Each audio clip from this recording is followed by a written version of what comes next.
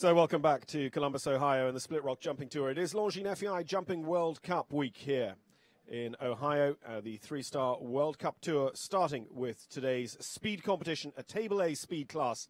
And Jenny Garza Perez, part of the winning Nations Cup team in Dublin this year, will be first in. Bert Manley, winner in Washington last year, will be followed in by Olympic gold medalist Peter Wilde, likes of Hunter Holloway, Nicole Walker, Chris McRae on the first part of the order. They can ride up to 3 horses in today's class, so we're going to have about 60 starters. Australian Olympian Scotty, who helped his country to Olympic qualification at the WEG just a couple of weeks ago, going to be coming in early on in the order. There you see Genio and Peter starting the second rotation after the likes of John McRae and Alison Robitaille. Alison with Ace, one of her top horses, going to come in 15th in the order.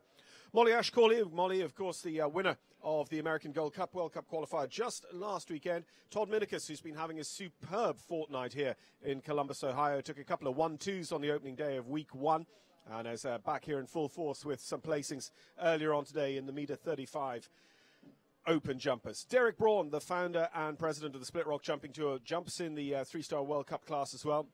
Roberta Terrantefour, who had a second-place finish earlier on today. Kristen van der Veen, who won the Live Oak World Cup qualifier with Bull Run's Faustino de T last spring to help her go to the World Cup finals. Rowan Willis there for Australia.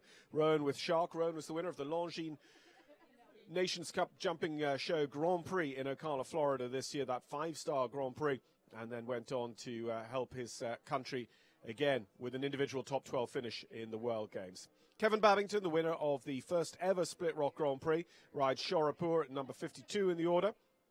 Also have Harden Towle on there. Harden has been a big part of World Cup action over the last couple of seasons and had a very good season last year on Longines Global Champions Tour action. Beezy Madden and Breitling. Beezy, who knows this part of the world very well with her owners, the Wexners, who for many years ran the New Albany Classic here just outside Columbus, Ohio. And Beezy already with a win today in our televised classes as well. But as you can see on the Longines clock, we're just 3 minutes away from the start of action in the first FEI class of this World Cup week. Longines FEI Jumping World Cup Columbus for the $35,000 Table A speed.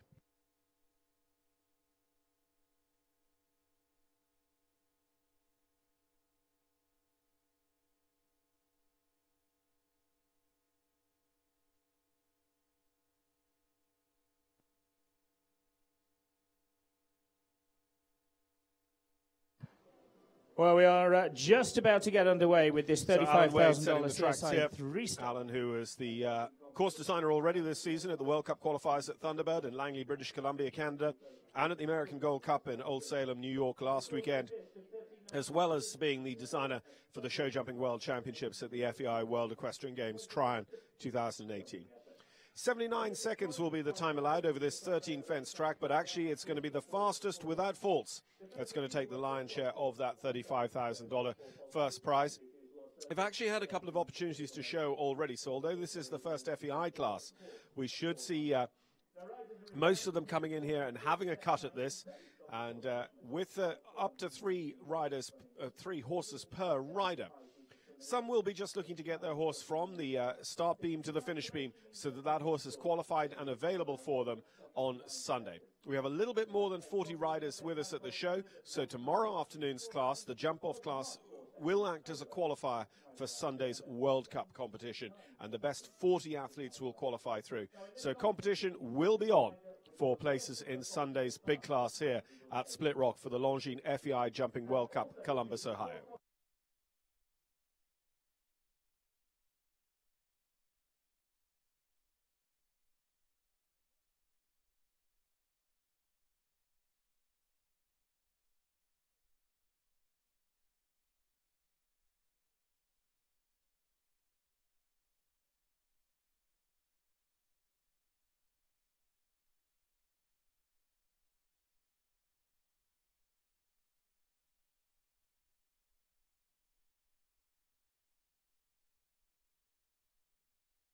And our first to go is coming through the Longines arch. It is Eugenio Garza Perez for Mexico.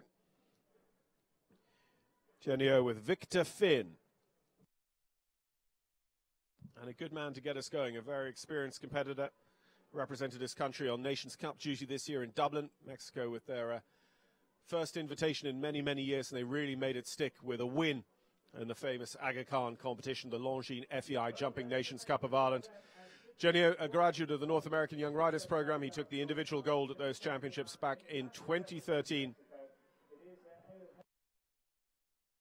And took a third-place finish in the five-star Grand Prix at the Longines FEI Jumping Nations Cup of Canada at Langley, British Columbia in June of this year.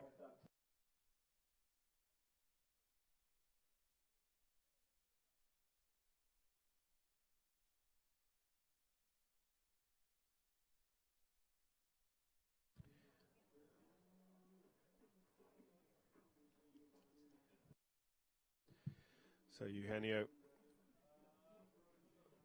probably picking up what will be the most popular approach off the right rein into the first. He's not hustling too much.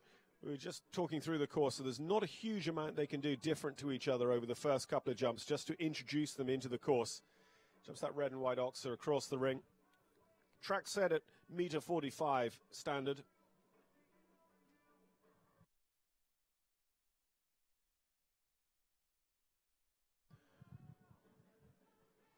Right, it's that first related distance, and this is a moment where we'll see those that are going to have a real cut just push the throttles forward a little bit, coming back to the lamps.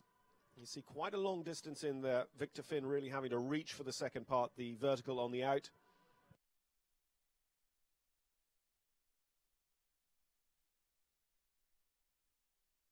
So actually the measured distance for the course to stay inside the time allowed sees you go between the horseflight fence and the decoration that Genio actually went outside of. So he's actually dallying potentially with some time faults here. Clears the split rock oxer, second of two split rock fences in the ring. And it's tight enough then to get back to this double before the related distance to the big vertical on the out. 79 seconds the time allowed, so we start to pick those up at the rate of 1 for every 4 seconds over the time allowed set.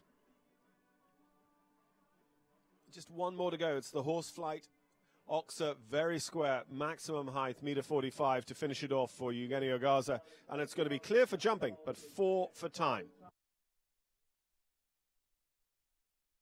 94.61 is the time taken for Genio.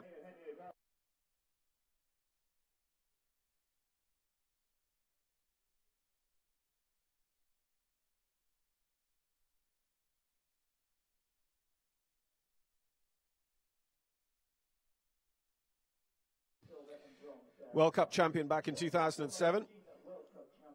Baird Manley has won World Cups of the likes of the Pennsylvania National and Lyon in France.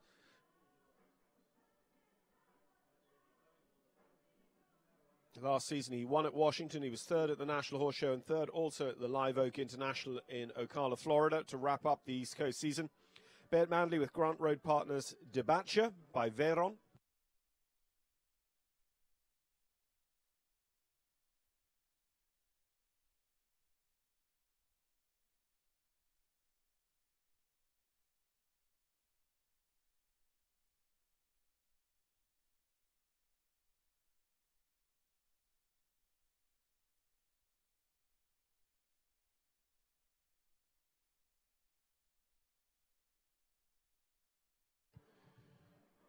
So 5 strides ends up with Jabacha, the 10-year-old by Veyron, just very close into the fence coming out of that related line with the stone wall pillars.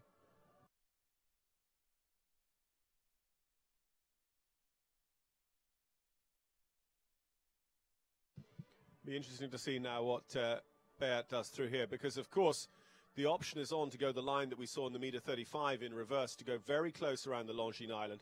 And again, Beat is going out further than the course is measured. The dotted line on the course plan, available to all the competitors, does show where the designer has measured, and it's measured around the wings of the horseflight final fence.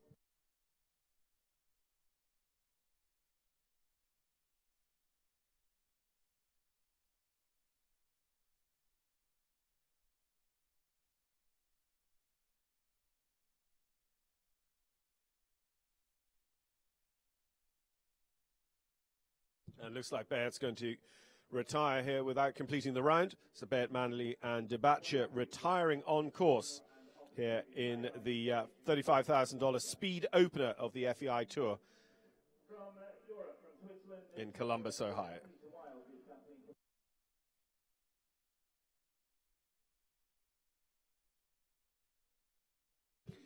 So Peter Wild is our next to go. Peter, who had a very good summer at the shows in Great Lakes in Michigan, rides Kathleen Kameen's Canamera by Clarimo. Peter, an Olympic gold medalist back in 2004 at the Athens Games, 6 times a World Cup finalist and winner of several World Cup qualifiers, both in Europe and in the United States of America.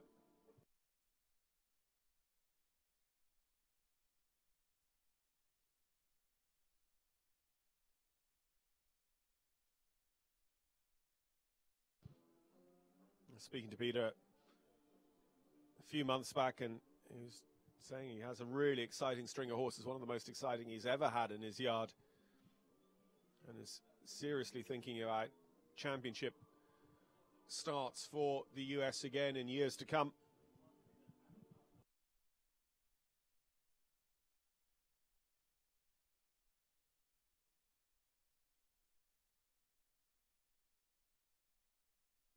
Just rattles the vertical there coming out of the lamp standards.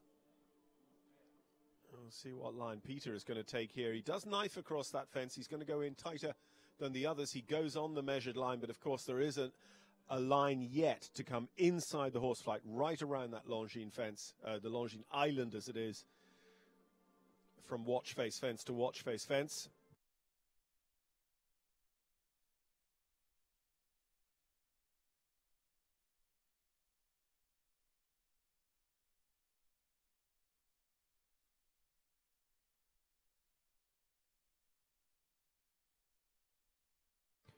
He's just sitting up and looking for this final line.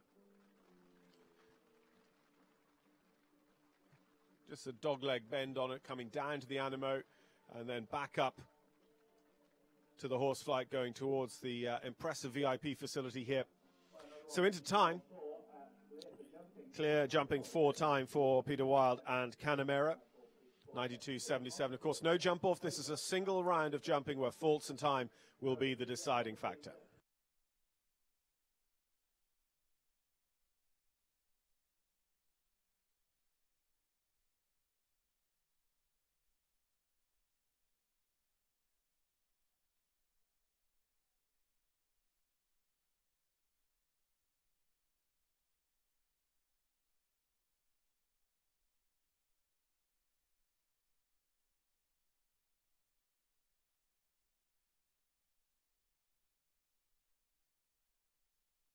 So now in the ring, Hunter Holloway.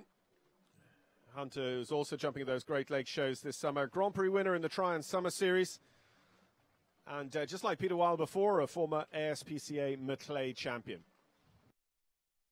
Hunter's riding VDL Bravo S by Ephebe Forever, hosed by Hayes Investment and Virginia Bartolome.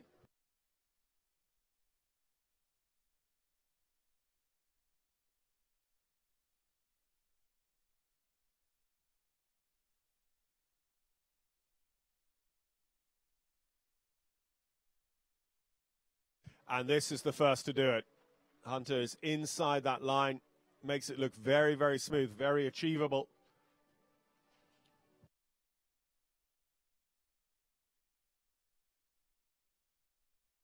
At the moment, she's not going to be our first clear, but certainly looking set to come home in the fastest time.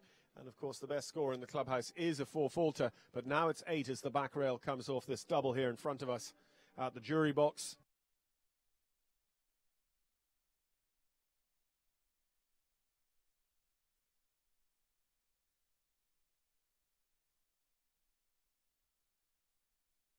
The last goes as well.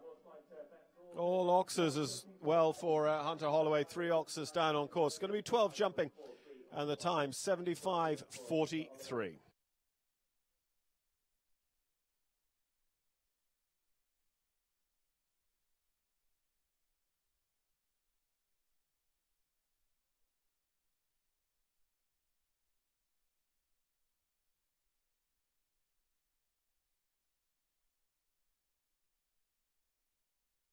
So Nicole Walker of Canada. Nicole's been over-competing with us in Europe a couple of times, including a win in the two-star Tour Grand Prix at the Atino Nassau Horse Show in Saint-Tropez. Had some very good results at Angelstone in Canada, Rockwood, Ontario. This is a long way off that third fence. Sorry, the second fence, going to the related line now, 3-4.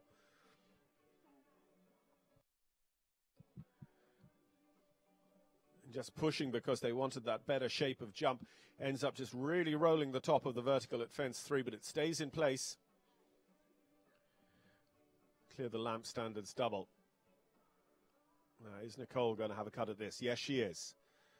So in a better position than Hunter was, because still on the 0 score. Clears both of the Longines watch faces. A lot of jumping to go yet on this track, but riding for the lead at the moment in our FEI opener here at Longines FEI World Cup Jumping, Columbus, Ohio.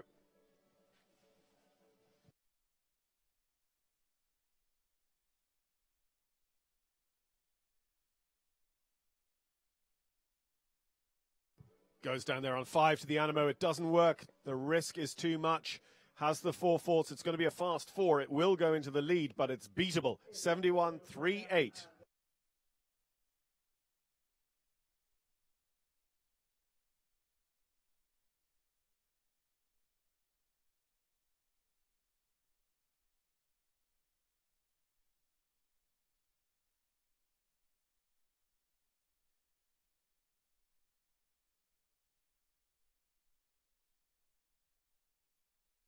So Christine McKay with Candy Tribbles, Jacobon van de Ude Eik, by Vagabond de la Pomme.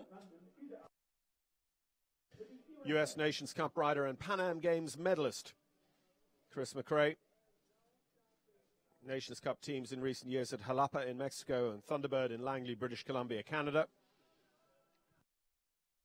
Had a good placing here in week 1 of the tour at Brave Horse last week.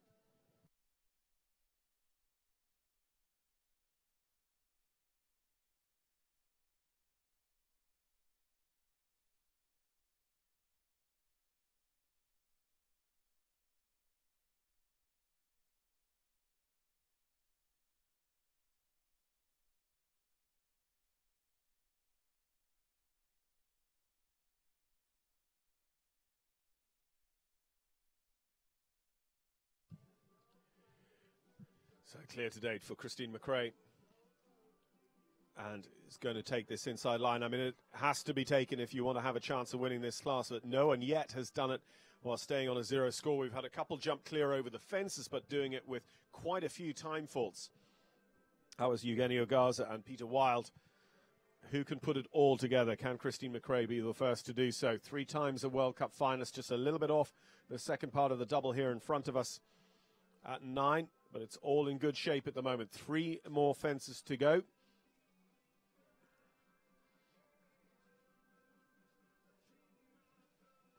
Goes the 6 strides there. We've seen a risk taken at 5. We'll see somebody be successful on 5 as well, no doubt about it. But here we are, home and host in 77.48 to take the lead at the moment. Christine McRae and Jacobon van der Ude Eik, they are the first on a 0 score.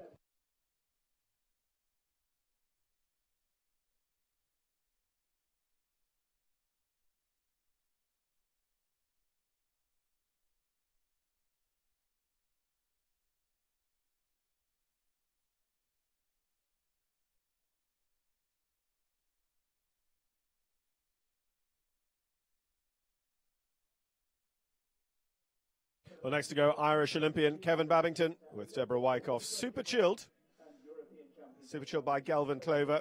Appears in the Irish Sport Horse Stud Book. Second in the Upperville Horse Show Grand Prix this year. Kevin was second in the Longines Grand Prix of Ireland at Dublin in the 2015 season. And in 2015 was the first ever winner of a Split Rock Jumping Tour Grand Prix in Lexington, Kentucky in the May show. Kevin won the World Cup qualifier at the Hampton Classic a few years ago. He's won the Devon Grand Prix as well in the famous Dixon Oval. And he is already just looking a little bit more businesslike around this first turn.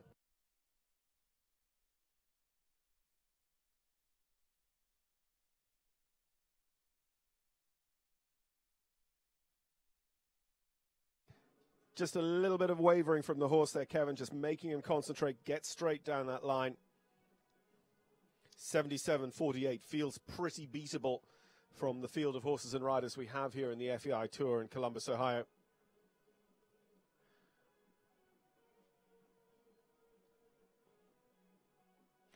Gets around the turn in good shape, but then just has to half halt to get onto the stride he wants over that Longines watch. Ah, so unfortunate. In close, has the front rail on the up over the Split Rock Oxer. So 4 faults in 71.38 is in second place for Nicole Walker. That's going to take a little bit of beating. That's a very, very fast time. 71.38. Kevin for sure would have had the lead of this class if he'd stayed on a 0. As it is going to be third place on the order. Kevin Babbington in 75.98 goes into third place. Nicole Walker in second for Canada. Christine McRae, with our only 0 score, holds the lead.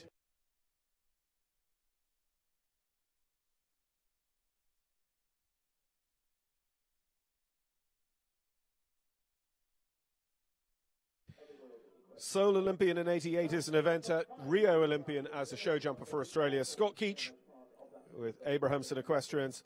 Maraca Lacia. The Australian was part of the his country's WEG Challenge at the Games 2 weeks ago when they secured Tokyo Olympic qualification. And Scotty was fourth in the Grand Prix here on the Split Rock Jumping Tour 12 months ago here at Brave Horse in Ohio.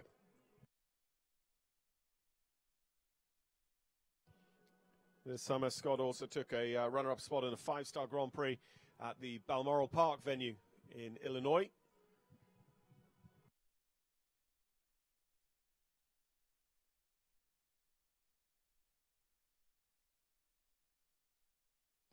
And again, just the way he approached 3 and 4 suggests that he's, just going to have a little bit more of a cut at this than some. He's certainly just not here to school. And again, travels well across the ring there. But here, he makes his decision, his plan very clear. He goes on the measured line. Some have gone out even wider than that. But to win, you need to be inside. But there again, out of our first 10 or so competitors, only one has managed to leave all the poles up. So if Scotty can do that inside the time allowed of 79 seconds, he goes a handy second.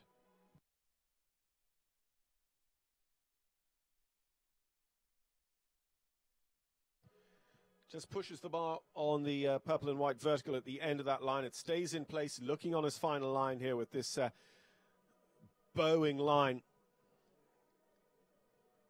The Animo is the apex and then rolling back up to the last. So this is going to be a clear with time. It's a clear with 3 time, several on a clear with 4 time. So in fact, that will go into second place at the moment. 88.25 and 3 faults is better than all of our 4 faulters, but Christine McRae, the only one with a duck egg in the scorecard, a 0 score.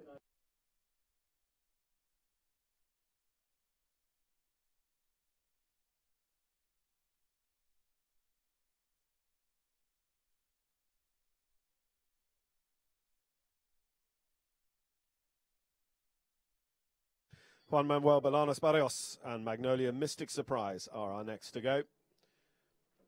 The rider from El Salvador, riding his second week here at the Split Rock Jumping Tour in Columbus, Ohio. Been on the El Salvadorian team at Nations Cups in Ocala in the 2016 and 2017 season, and jumped up across the border in Calgary and Spruce Meadows at the 5-star level this summer.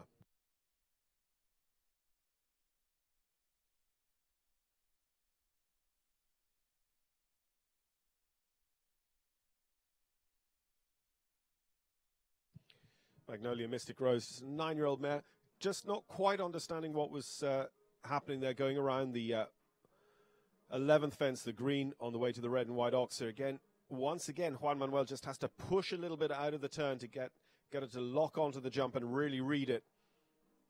Luck is on their side at the moment, though.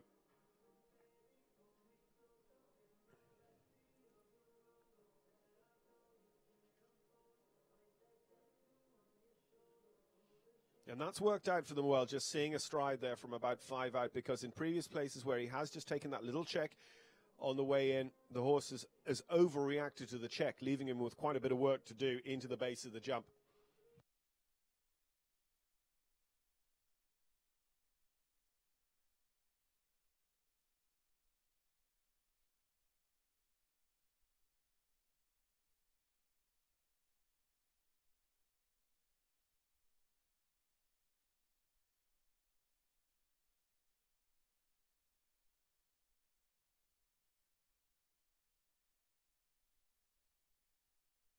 So nicely done. 76.37 will do it at the moment. Juan Manuel Bolaños Barrios goes into the lead here for El Salvador.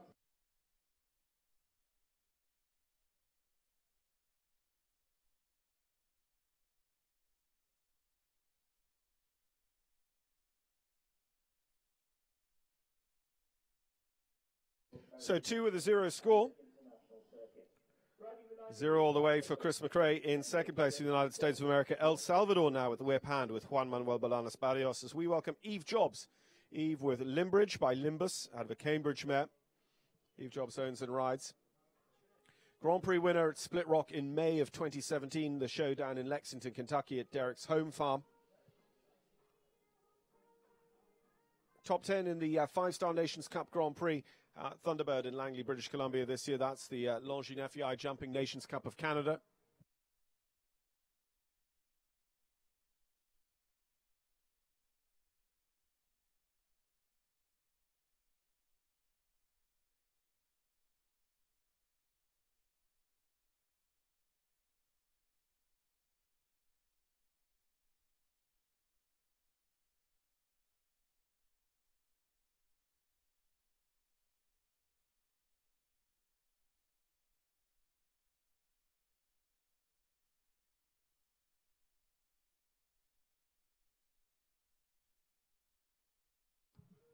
So clear through the first of the 2 doubles. And now we'll see what Eve's plan is. Yeah, just going to nip inside the final fence, the horse flight between these 2 Longines verticals. Not super fast, but at the moment clears are at a bit of a premium. So there's a very, very difficult tactical balancing act here for the riders. Because at the moment you could hold on for a steady clear, and then actually with a field this large, I mean, there's going to be about 60 horse and rider starts. You could find yourself dropping way down the order if you're not prepared to also risk being a little bit competitive on the clock. 79 seconds the time allowed is going to catch her out, so it's not going to be a 0 score for Eve, but it is clear over the poles and clear with just 2 for time to add. So that will go into 3rd place, knocking Scotty Keach down 1 in the order.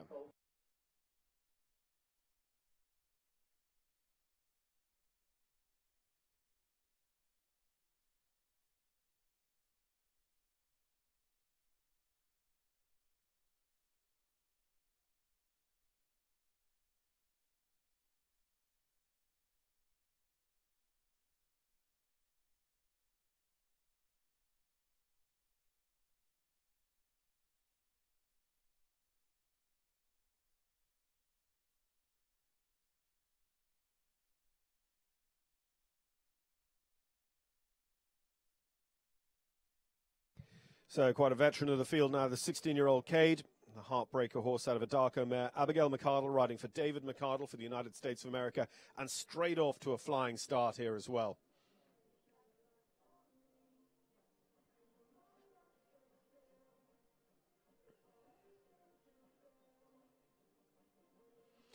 Winners of the Week 1 Grand Prix in the October 2-week tour here last year. Unfortunately, just having the stone walls fenced down there for an early 4 off the first related distance.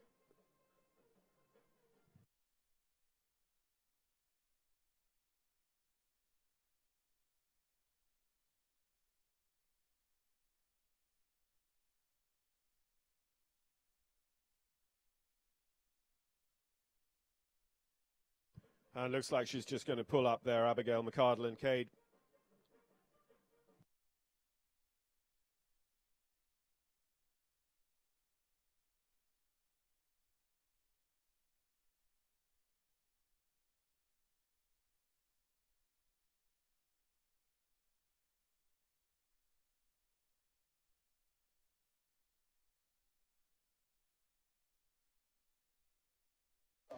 So Abigail absolutely wanted to have a go at this class, and to have those early problems electing to retire. I'm going to save that 16-year-old horse for another day. Could easily come out and win here tomorrow in the jump-off competition of the 3-day FEI Tour. FEI classes today, tomorrow, and on Sunday with the Longines FEI Jumping World Cup qualifier from Columbus, Ohio. Kristen van der Veen with the Berlin Stallion Bull Run's Faustino de T. Kristen with the Bull Run Jumper 6 horse was the winner of the Live Oak World Cup qualifier this spring before going on to the finals in Paris. Jumped well in the October 5-star at Tryon in North Carolina 12 months ago and had some very good results in the Longines Global Champions Tour of Miami Beach this spring.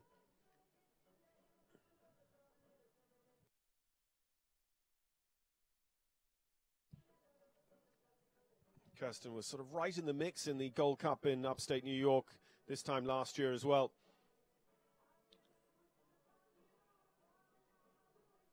Taking that inside line over the two verticals. He's got this horse a little bit more with her. He was just being a little bit wayward on the way into the line at 3 to 4, but just paddles in the middle of that oxer, so takes the back bar. He's just looking very, very strong in the bridle today.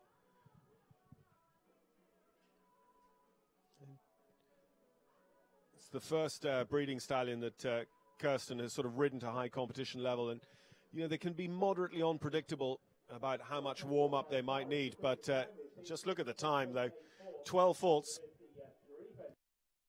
in 66.84. What a time. If we can see anyone get that sort of time, they would be looking very, very good with a 0 score in this competition to hold right the way on for the win.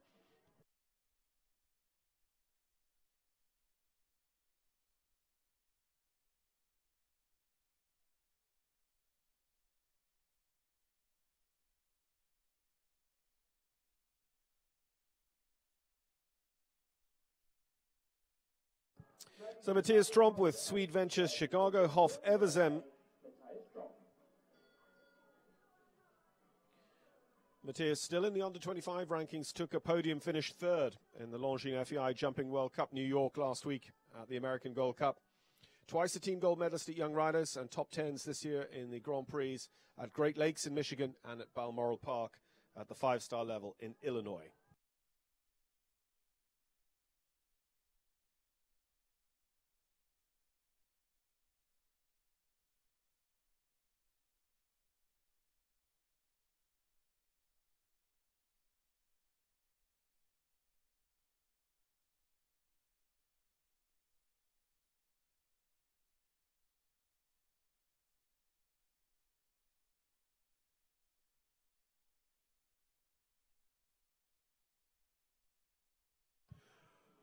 Well, the second part of that double goes. It's the first time we've seen that on the floor. But Matthias is still going to have a cut at this class, taking the inside competitive line between the two Longines verticals.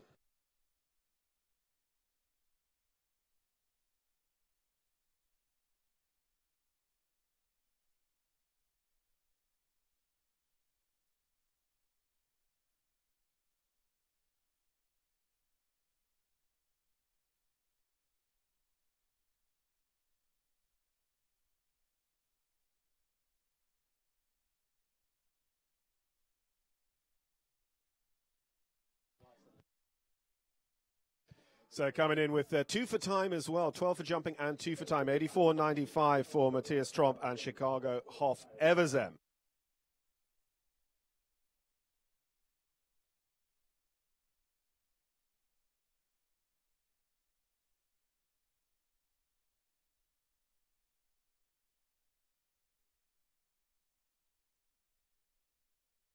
So Jonathan McRae is going to be our next to go. John with Candy Tribble's Win for Life by Winning Mood van der Arenberg.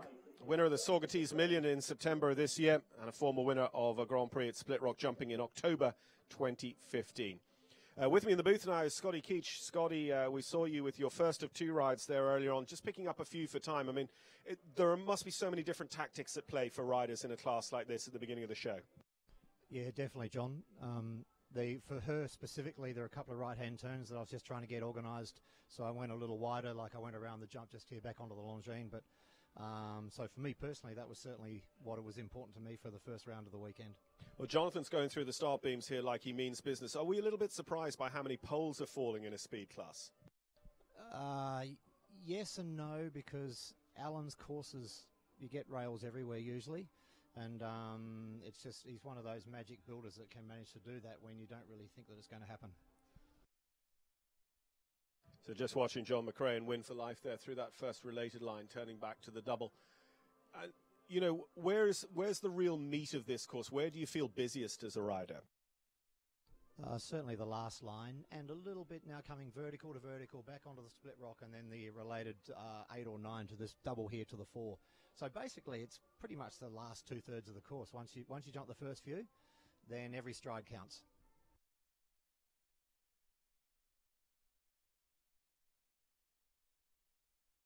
Just gives that a little bit of a rattle, rides up to the vertical, gets there on a good one actually. So there's these 3 fences on the Boeing line to go to get him home. 76 seconds in the lead. We saw, of course, Kirsten van der Veen around in 66 seconds. Yeah, unfortunately, that Animo goes in the middle of the final line. So it's 4 and 72.93. Again, a time that would have put him right out in front, but the 4 faults are going to leave him down the order, 6th at the moment. And he's had a stellar run so far this summer as well, because he also won the million up in Socrates just a few weeks ago.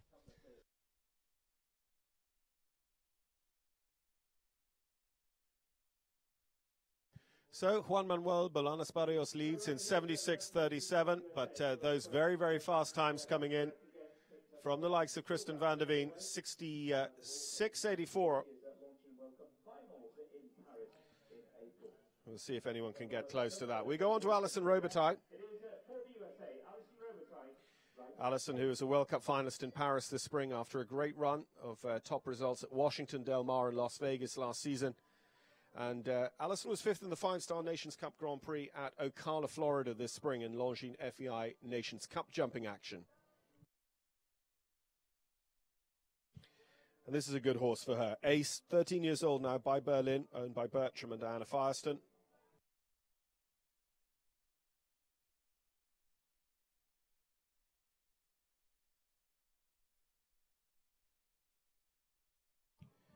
And how busy, how active do you have to be then in the first part of the course? Because as you say, it's really intense later on, so there's probably not a huge amount of opportunity to make up ground. It must happen now. That's correct. 1 to 2, 2 to 3, obviously that big sweeping wide turn there. So for anyone who's really serious, really only, and you think you're going to go clean, you only want the 1 straight stride onto 3 there, and then back onto this double, and then basically after that, yeah, you've lost a lot of that opportunity. So for those that are really going for it, you want to be going right at the beginning. So straight off that analysis, we see that Alison Robitaille is kind of here for the beer. Having a look around for the big class on Sunday, I'd suggest. Just letting the horse see the ring.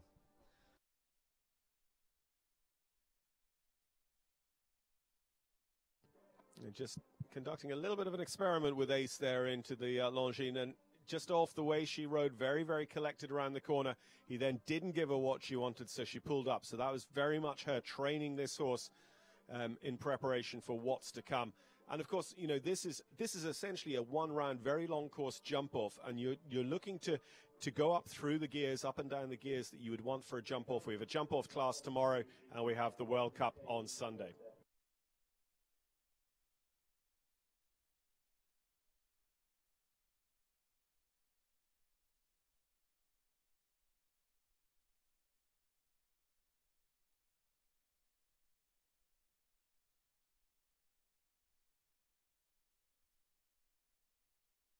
So Ali Ramsey taking the centre stage for Canada with the Tangela van der Zuthoeven mare Hermelian van der Hugehove.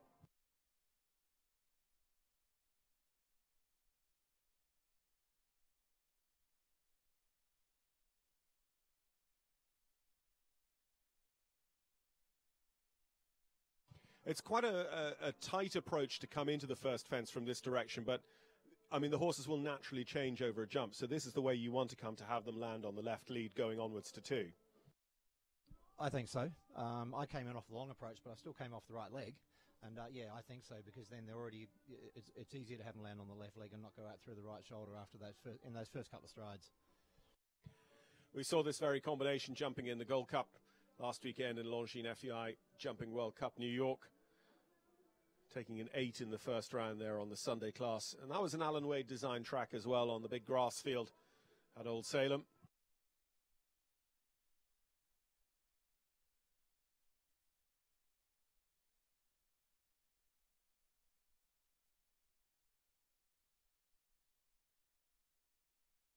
So this is just hacking along nicely at the moment for Ali Ramsey and Amercian.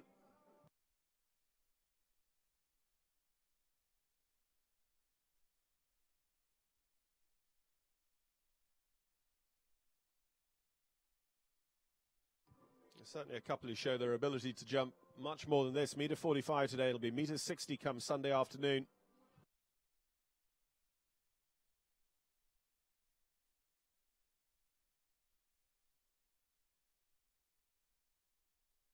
And there we are, it's a clear in 76.18, and that is good enough. Ali Ramsey goes into the lead here with us at Split Rock in our opening FEI class, but it's still about 8 or 10 seconds slower than Kristen van der Veen managed to get around this track with Bullrun's Faustino de T, albeit that was with faults.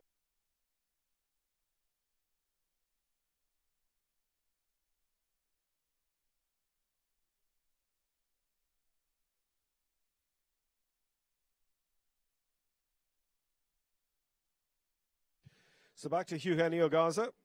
Eugenio with Mariano this time. A Jet Set D horse. David and Monica Garza in the ownership of this one. Represented Mexico Nations Cup action in Wellington, Florida this spring, having been at the Longines FEI Jumping Nations Cup at Ocala the 2 previous years. But unfortunately having the very, very first down, your heart must just drop into your boots when that happens, Scott. Especially, he turned sharply after that, so he looked like he was ready to go. So that would be even more annoying the other horse he was schooling on. So it does, and it always, the rest of the round then, it's just a little bit in the back of your mind as a sort of annoying like a stone in your shoe. And it is a long way to go. 13 fences, 15 jumping efforts to have the first down. A pretty big ring. What's this ring like to ride in? Did you come here last October, or is this your first experience? I was here last October. I like it. I think it's a very, very good size. It's big enough that they can flow, and yet it's got atmosphere. I really like it. Very good ring.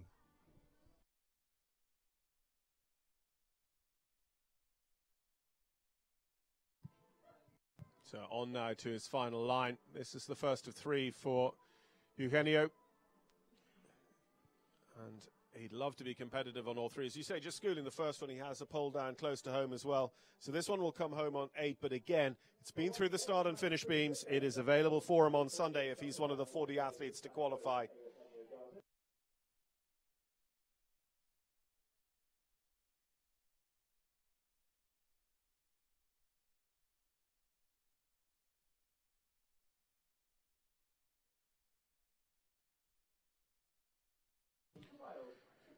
So an individual world medalist, an individual Pan Am medalist, and an Olympic team gold medalist amongst many other achievements. Peter Wild, Oak Ridge Farms, Van der Emma by Van der Vivaldi.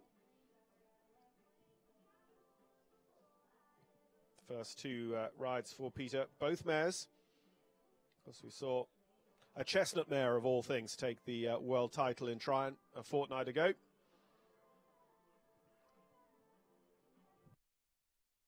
And it jumped so well on the last day, didn't it? Yeah.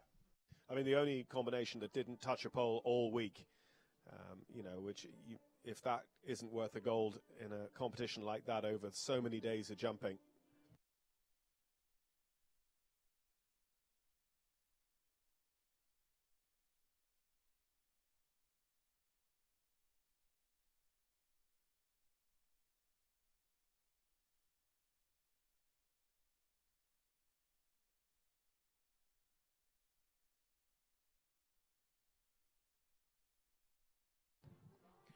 I mean, that rides well. We saw it the other way around in the meter 35. He's got the finish beam marker is there just to slightly break up the turn. But, you know, if you don't rally that turn from vertical to vertical, it does come up nice and smooth. Yeah, very much so. Very much so. It's, yeah, perfectly built for that sort of a turn. What's your experience? I don't think you went that way yourself, but what was your experience in your thinking about that Longines Banner Island? I mean, it sort of does create a very interesting dynamic in the center of the ring.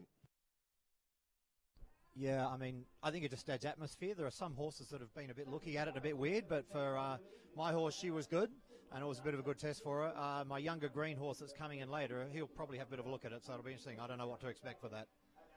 Well, Peter Wild very quietly there getting on with going into the lead. 73.39 is the new time to beat. He's 3 seconds faster than Ali Ramsey. So we're getting faster and faster as we get up to about 1/3 of the way through the starting draw.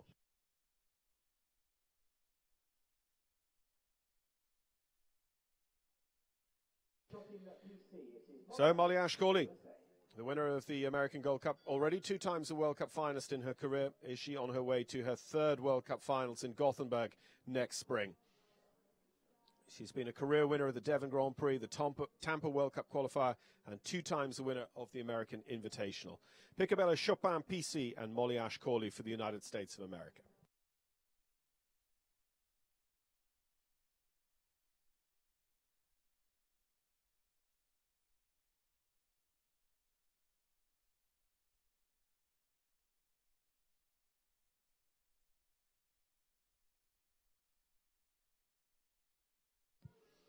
She's moving on.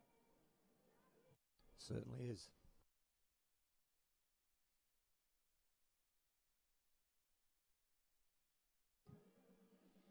Horse just sorted himself out there in front of that Longines vertical because she'd seen a lovely long stride right across the ring. It was beautiful to watch her just moving across the ground. But unfortunately, as has happened quite a bit, just risking a tight turn back to that split rock fence, they get the front rail of it.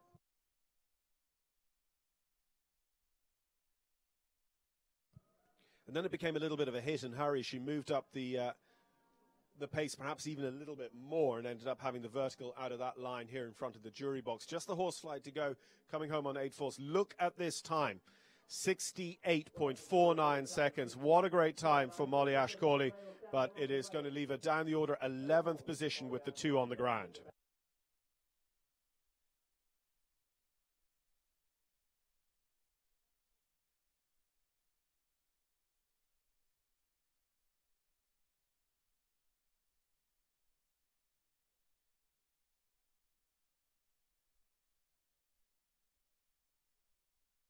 So Peter Lutz with QBS Equestrian and his own Sam by Stackatol.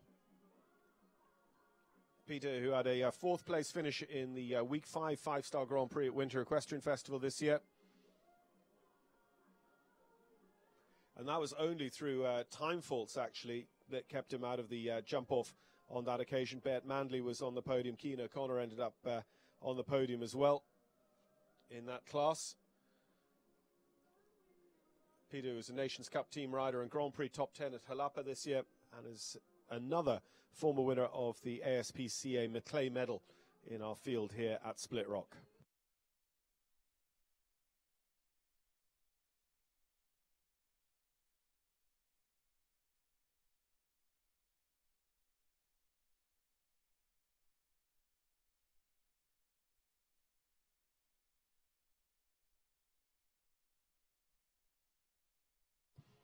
So again, this is kind of a balancing act because maybe not there on the long diagonal across the ring, but Peter's just been moving this horse on, but not taking the tightest turns, such as into fence 3. So he's just, you know, he's really just testing things out here this afternoon.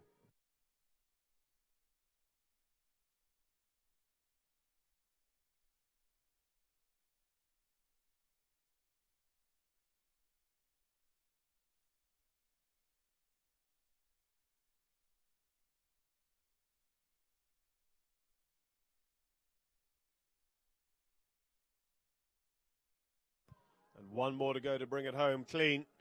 It's going to be 77 seconds, 77.68. It will go 4th. We've just got 4 on 0, and that is the 4th best of them on the clock. 77.68 for Peter Lutz and Sam. Couple jumping clear with time faults as well, but just the 4 on the actual 0 being led by Peter Wild for the United States of America.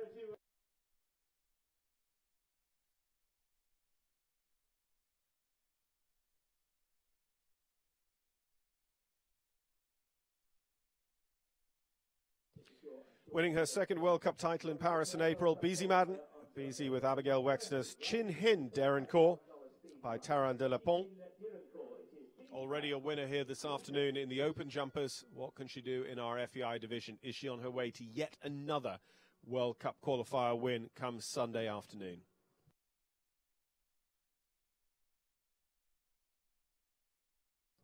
A couple of very nice young horses in the meter 35 open jumpers earlier on for Beezie, including the winning horse. And this one's just 10 years old as well, so a couple of exciting prospects in her stable. I was just thinking the same thing, and she's got a really wonderful string of horses through the younger ones you saw her up through, young Grand Prix horses and more experienced ones. Super string. And of course the Wexners from right up here in Ohio, and they've been tremendous owners for Beezie over the years. I mean, for you, Scotty, from your experience going to the Olympics and eventing, going to the Olympics and show jumping, how important are the owners and long-term owners like that? Unbelievable. You just can't. You can't put a value on it. It's invaluable, and especially when it gives you those long-term ones that give you that time to be able to build a number of horses, maybe make a mistake, and and end up with the quality that Beezie's riding, which is obviously well chosen by her as well. But it's invaluable.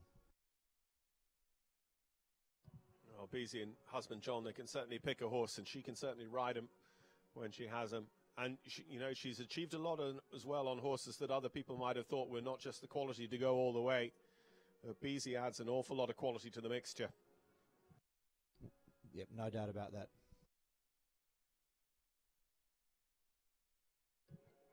So 73 is the leading score. The Animo fence goes with the Water Trade just sitting behind the vertical on the line of the fence.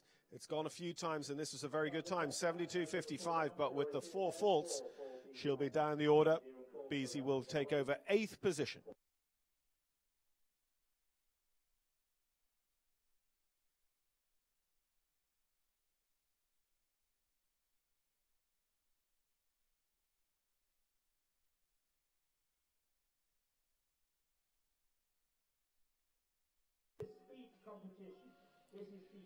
So 5 wins in week 1.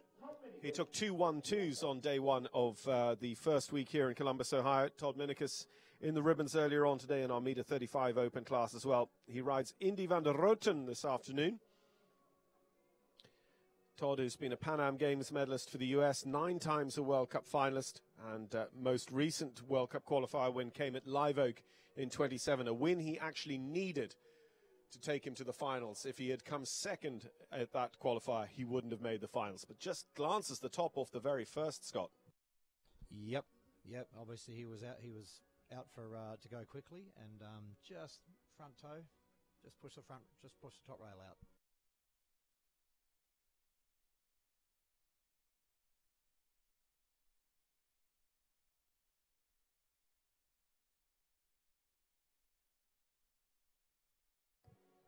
So just like we were saying before, it's a long way to go in this big ring, carrying those 4 faults on your shoulder from the very first. Todd will be back. He's got Amex Z later on in the draw to give him another go. All of his wins have come in the open jumper divisions. No international wins here over the first week of the show. Took a Grand Prix win at Tryon in July. Top 10 in the Longines New York Masters Grand Prix in the spring as well, that new show in Nassau County.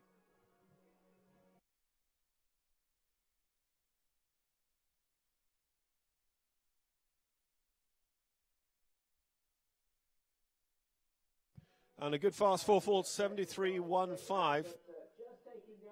A little bit slower than Beezie Madden, so it will go into 10th position for Todd Minicus and Indy van der Roten.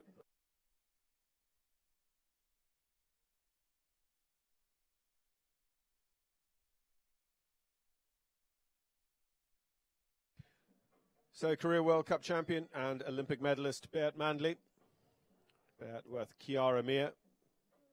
Swiss rider's been based here in the US the last couple of seasons. And, when guys like this come over here and base themselves here or come over and jump here, do you sort of see the standard rising to kind of meet them? I think so. And for me personally, I love it watching. This guy he's been a fantastic stylish rider for a long, long time. And almost set the pace. So for me personally, especially watching these guys and having them here to watch and be a part of what we're doing here is, I think it's invaluable for us here.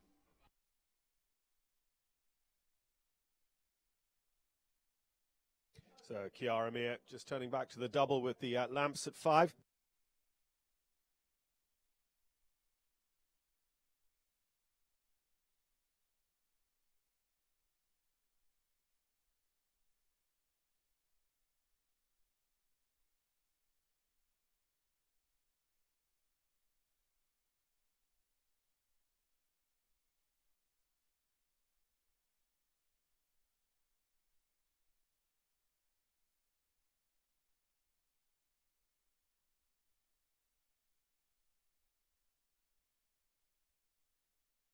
So Baird with the 4, just out over this vertical, coming onto his final line. Now our fastest 4-faulter, because we've got those few, we've got Eve Jobs with the 2 faults, we've got Scott Keach who's beside me on the 3 faults. The fastest 4-faulter was Nicole Walker in 71.38, so he's slower than that. In fact, he's going to dally with some time faults on top of his pole. And it's 2 for time. 4 for jumping, 2 for time for Baird Manley and Kiara Mir for Switzerland.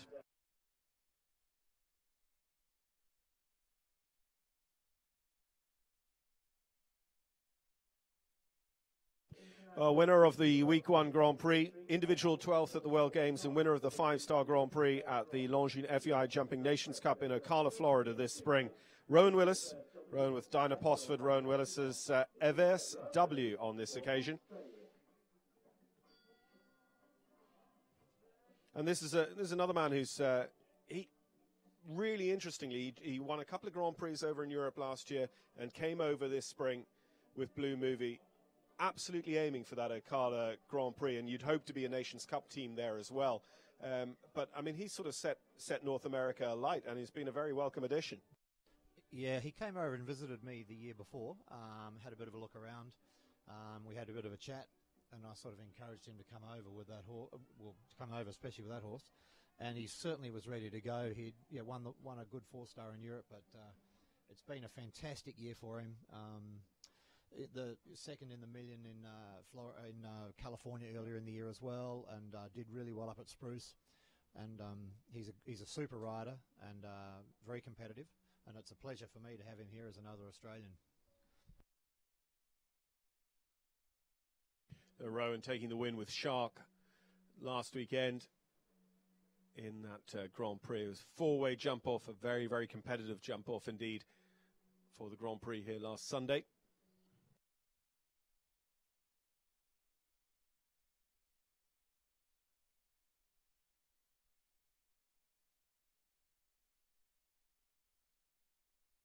Well, that vertical is gone. It's actually almost the first time it's gone over there, the other side of the Longines Island.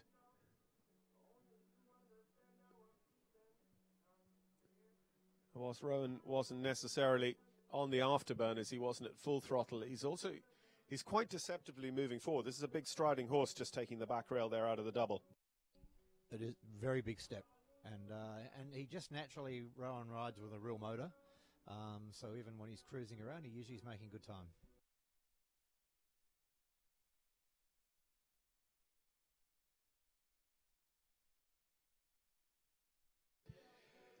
So faults in time, 8+3 for Rowan Willis and Evers, putting them on 11 and down towards the bottom of the top 20 at the moment. He also won the Derby up at Spruce on this horse as well. He was the only clean round.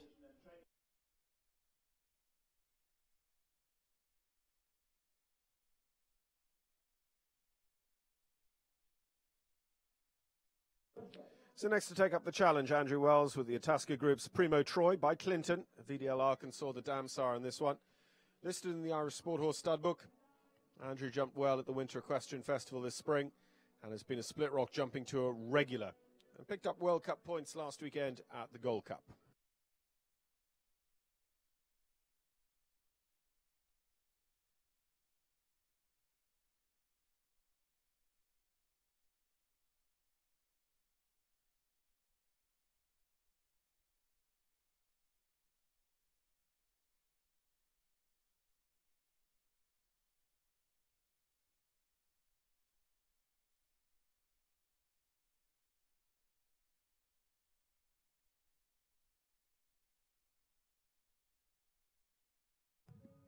So Andrew, just about 18 seconds coming out of there. Again, you know, he's hustling along on the early part of the course. Sees a nice one into this double and follows it right through.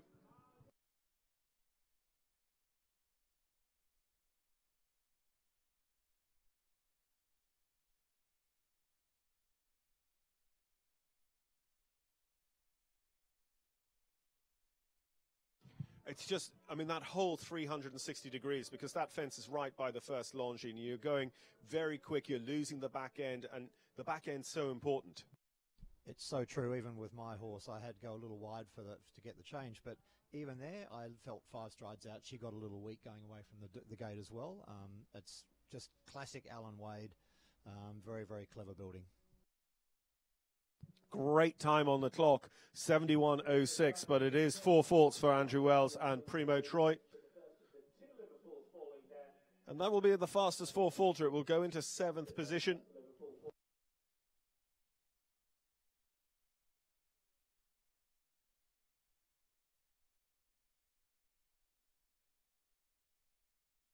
So Eve Jobs currently up there in the top 5 with her 2-time fault round. Eve's back again. This time with Venue de Fils des Ezels by President. Eve, who's already this year been 6th at Thunderbird, so 4th on the West Coast Sub-League. Took a top 10 in the Grand Prix at Thunderbird's week 1, the week before their World Cup.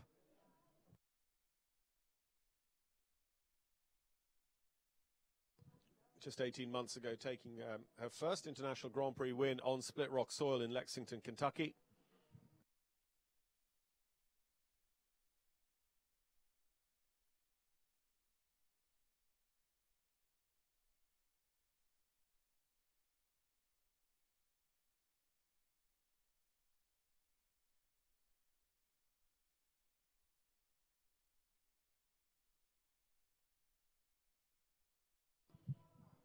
So nothing like as fast as Andrew Wells, but really jumping.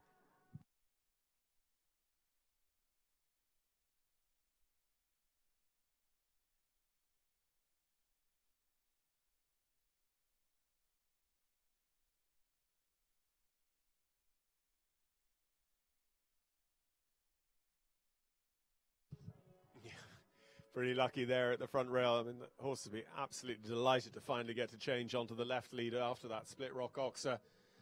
The long circle. Clear down this lines. Coming in on a 0 score.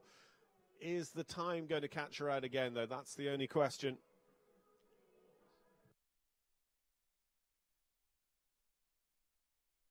Oh, what a shame. It could have been 2 zeros for jumping, but Eve is going to have the Animo fence in the water. So it's 4 for jumping, 1 for time on this occasion. That 6 strides from 11 to 12 is just tight enough.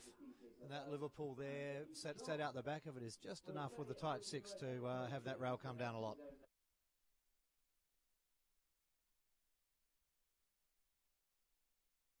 To say nothing of the brave rider we saw try it on 5 early on. Yeah, during the course walk, there were plenty of people talking about the 5, but not nearly as many have done it so far. And as it turned out, it rode a little flat. So Charlie Jane, Charlie, who was on the podium in the Saugerties Million at the beginning of September, 4-time World Cup finalist. He's been on some great US Nations Cup teams right around the world, the likes of Hickstead in Great Britain, Dublin and Ireland, including winning in Dublin in 2014. And he's a former $1 million winner as well, one of those hits Grand Prix back in 2014. Charlie today riding Emmy by Numero Uno.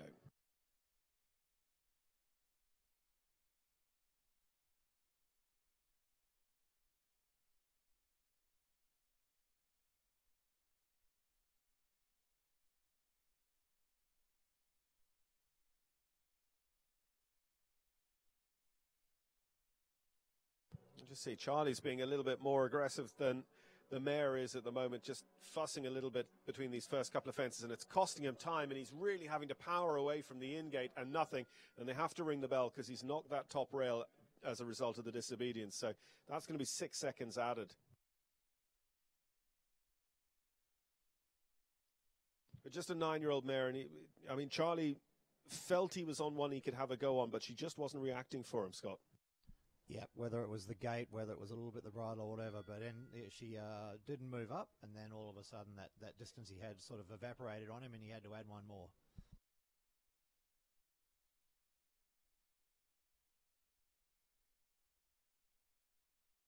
So getting back underway, it's 4 jumping and 6 seconds included in the time you see on the screen to represent the bell being stopped. It just kicks back and trails the hind legs. Having cleared it, kicks back and trails the hind legs over that rail to put them on a jumping total of 8. He's going to go out wide here, not super wide, like some we saw go outside the decoration as well as the horseflight last.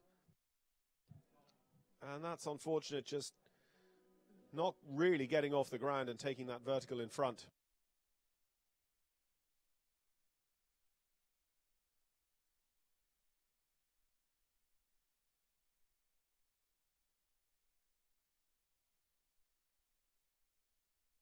Yeah, she didn't like touching that vertical because really just given everything socks ever since.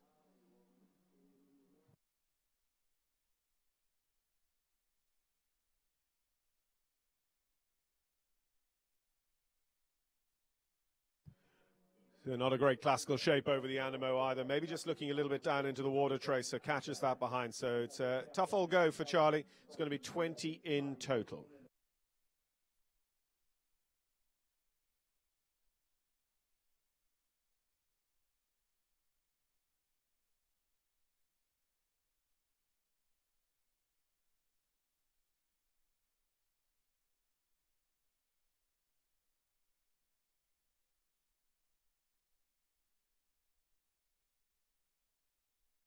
Next to go, Serenity Farms entry, Zidante and Kelly Cruciotti. Kelly, who had a Grand Prix win at Great Lakes this summer, took a Grand Prix top 5 at Split Rock and 5th at the Pennsylvania National last year, and a career winner of the Grand Prix in the Dixon Oval at Devon in Pennsylvania.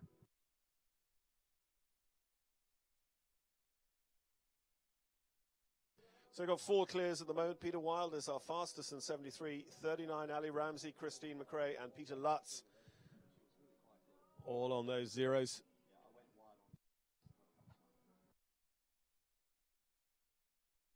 You just see that it's the trick there, because a lot of the people just, because they're going quick around that bend, they end up not quite jumping fence 3 straight. And Kelly then, she was riding a bowing line rather than getting straight on the distance down to the stone wall pillars at 4, and it maybe just cost her that pole.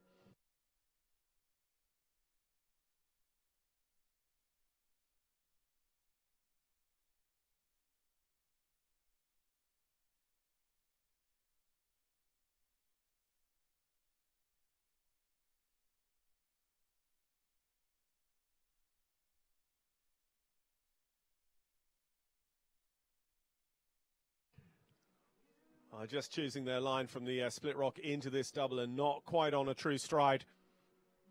And the horse, unfortunately, just puts down for Kelly. Zidante says, no, I'm not at home to that, I'm afraid.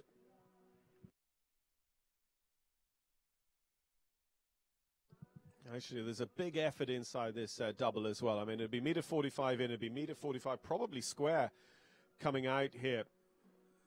Before then, the 5-stride distance down to the purple and white. So you want to go in good shape, because if she had jumped out of that stride, the problem would have merely come at the B element. She's going to retire. She jumps the first fence as a courtesy fence on her way out. Kelly Cruciotti and Zidante.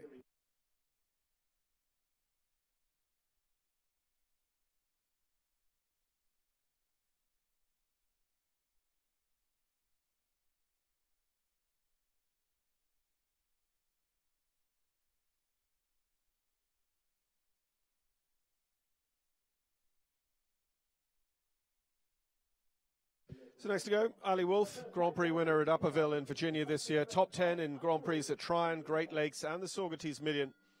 And several times in the top 5 in Split Rock Jumping Tours Grand Prix as well. Ali Wolf with Blacklick Bend Farms Casal. And Ali's Blacklick Bend Farm also class sponsors here with us this week at week 2 of Split Rock Jumping Tour.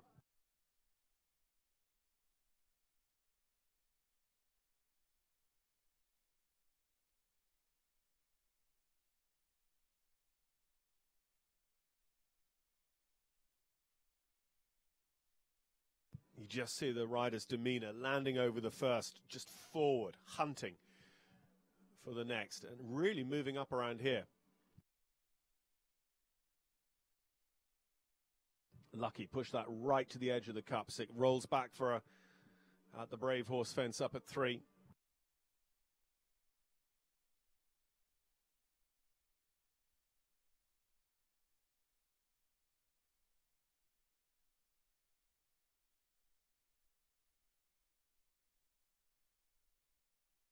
So clear both parts of the Longines Island.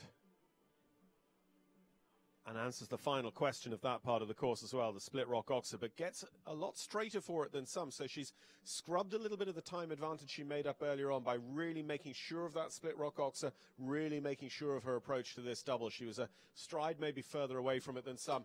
And here, when she puts the metal back on, the horse just grinds to a halt in front of fence 11. So that is a super disappointment because this was shaping up to be a great round. Absolutely. Horse was jumping very well, as it usually does. So she just want to give it a good ride for the last couple of jumps with a view to the rest of the weekend coming up.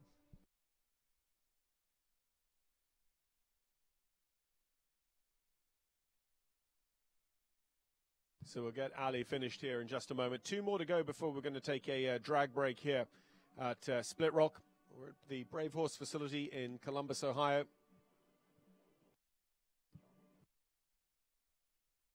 Well, I'm going to thank Scotty Keach. Scott has to go off and ride his second horse in this class, but thank you very much for your insight, Scott, and the very best of luck with this and the rest of the week. Thank you very much, John. Always a pleasure to catch up with you. Thank you. So coming on towards home is Ali and Casal over the last, and it's going to be time as well, of course. 4 for jumping, 1 for time.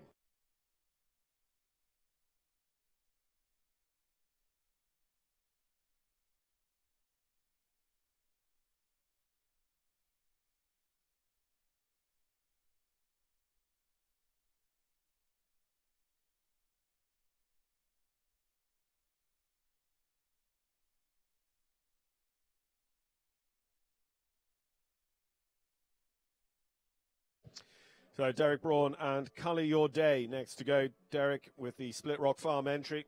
Derek who put together the concept for these shows back in 2015, running them at his own farm. This has been their biggest year, going to California this year and also running an invitational competition alongside the Land Rover Kentucky 3-day event.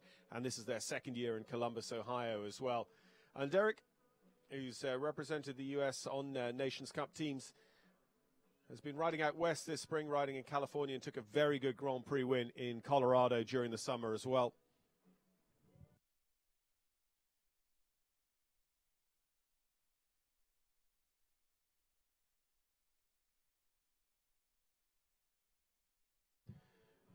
Derek was just in, when he was preloaded, I was just watching him out of the corner of my eye, and he was working the horse just in this area. He was, I think, a little bit concerned that it might just do that on him.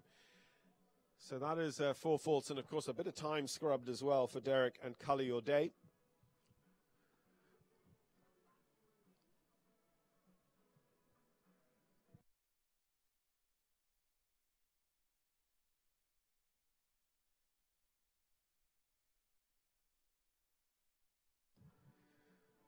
So just letting discretion be the better part of valor as he goes out the measured route around the horsefly fence. It is possible to get the time allowed by being outside that horse flight, because that is where the course designer has indicated he's measured the track. Of course, that inside turn is very much on and available and has been used by plenty. But remember, we're coming up to the halfway point. There are still just 4-0 scores to hand. Peter Wild with the best of them in 73 seconds. We've seen some significantly faster times than Peter's 73 seconds leading, but they haven't been able to put that together with leaving all of Alan Wade's jumps standing.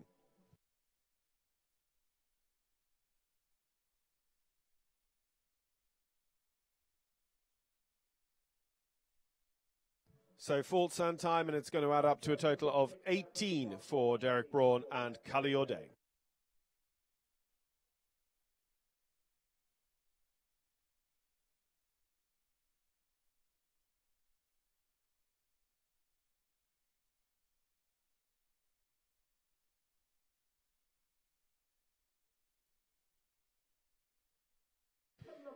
So Colombian rider Roberto Tarantafour. Il Rubicori by Nabab Derev out of a heartbreaker mare. It's going to be our last to go before the drag break, taking us up to the halfway point. Roberto was second in the Bolesworth Grand Prix in Great Britain last year. Been to the Nations Cup finals for Colombia and a winner of the $1 million class in Ocala, Florida in the 2016 season. Twice a Pan Am Games rider, including at Toronto in 2015. And Roberto, who was second in our Meter 35 Open jumpers earlier on this afternoon, is another one who you can see early on in the class as having a cut at this. But again, just not quite able to power away from that in-gate. He has the third and indeed the fourth down in quick succession to put himself on 8 faults. The complexion of this has changed quite a bit. Roberto just sitting back out on a slightly wider turn there. He has the second part of that double down as well. He's on 12 faults. And now you go, what do I do? Do I pull up? I mean, he's just coming right back down here, trying to get the horse back under control, back concentrating for him. Because if he does finish the track, then the horse is qualified. If Roberto qualifies tomorrow afternoon to go World Cup. But I think he's just decided it's all too much today, and Roberto Tarantafour is going to retire the horse today with Il Rubicori. He can ride 2 horses tomorrow in the jump-off competition, and the top 40 riders from that jump-off competition will qualify through to the Longines FEI World Cup jumping competition here in Columbus, Ohio on Sunday. So John McRae is in 10th, BC Madden in 9th, Nicole Walker is in the 8th spot. But Peter Wild leads ahead of Ali Ramsey, Christine McRae and Peter Lutz. There are 0 scores. Eve Jobs on 2. Scott Keach and Maraca LS La Silla in 6th on 3 faults in 88.25. But we have seen some time significantly faster than Peter Wild, down in the mid-60s, but no one able to put that together with a 0 score. Be interesting to see how this develops in the second half, coming your way inside 10 minutes' time from Columbus, Ohio.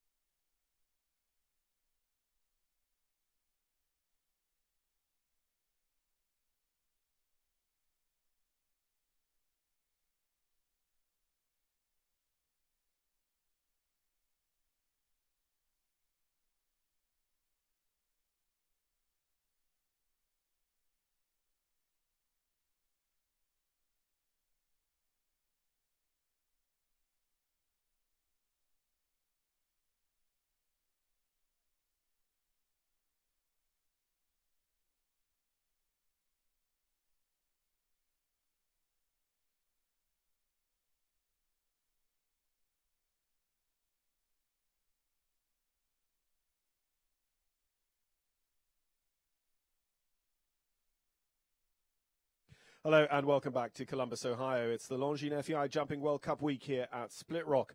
And we're getting back underway with Kristen van der Veen. This time it's Bull Run's Prince of Peace for Kristen, who set that super fast time earlier on with Faustino de T. It wasn't clear, but it was the fastest over this Allen Wade track. At the moment, Peter Wild leads clear in 73.39, and out of the first half of the draw, there are just 4 clears over the fences.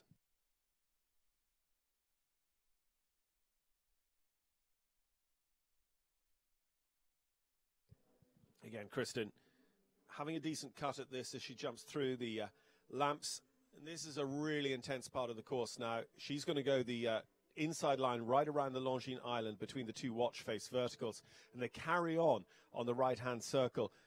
And she goes out a little bit wider than some, gets straighter than some, but still a little bit close into the Split Rock Oxer and ends up having the front rail. She has to hunt.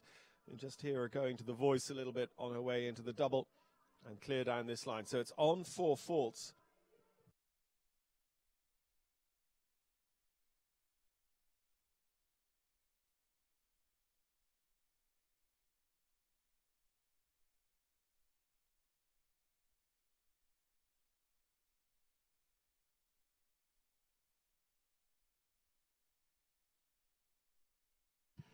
So clear over the last, it's a 4-fault round, just the Split Rock Oxer down in 74.63.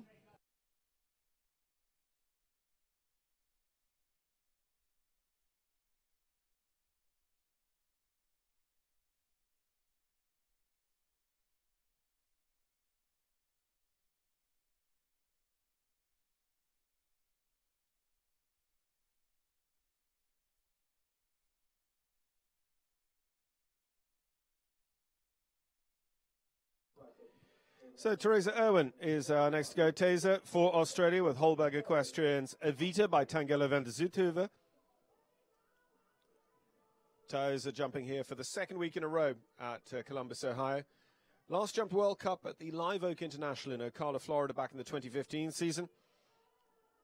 And has been over and jumped a summer season in Europe as well back in the WEG year of 2014.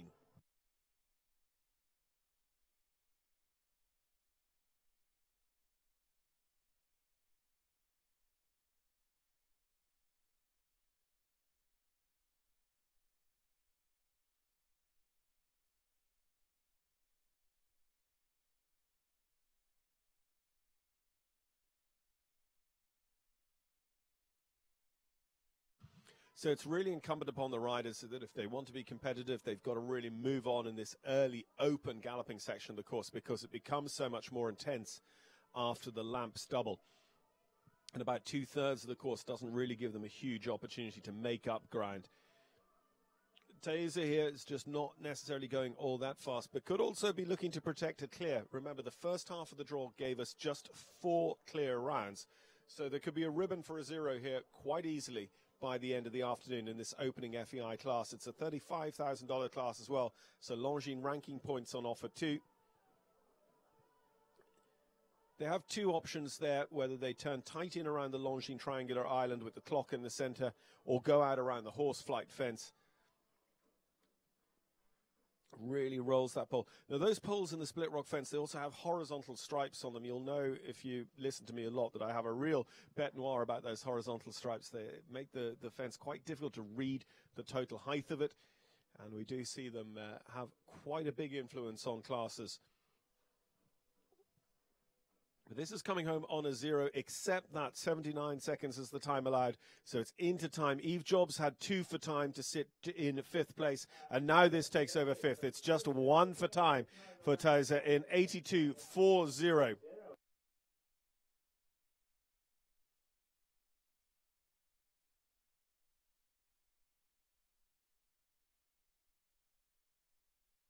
So one of those clears is Christine McRae, sitting 3rd. Christine's back with us, this time with Nectarina B, the Necton Lancer horse owned by Candy Tribble.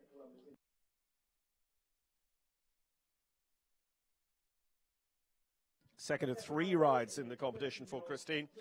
3 rides today, 2 rides in the qualifier class tomorrow, and then the Longines FEI Jumping World Cup class itself for Columbus, Ohio on Sunday will be just 1 horse per competitor and a maximum of 40 competitors based on the best results from Friday's class.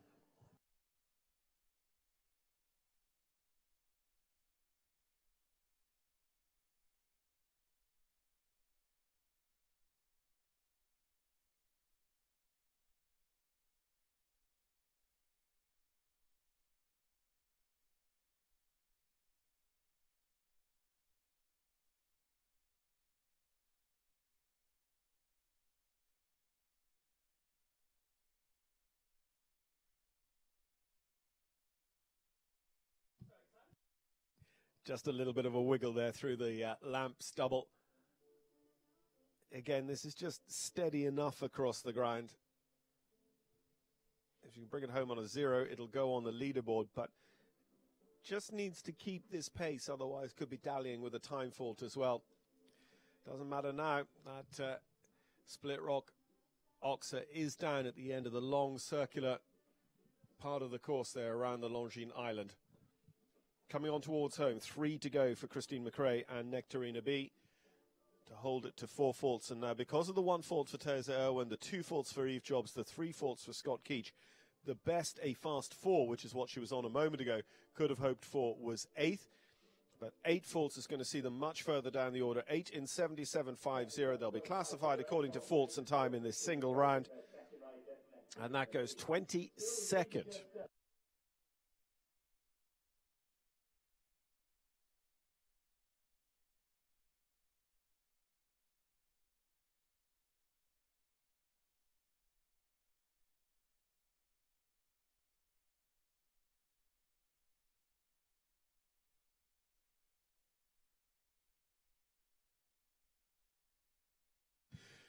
Irish Olympian Kevin Babbington with his own and Deirdre Burns of Burns Sport Horses. Mark Q by the Irish sire OBOS Quality. Seeing a lot of OBOS quality horses. In jumping, we had an OBOS quality horse at the London 2012 Olympics representing Switzerland, and a lot of them coming through in the sport of eventing now as well.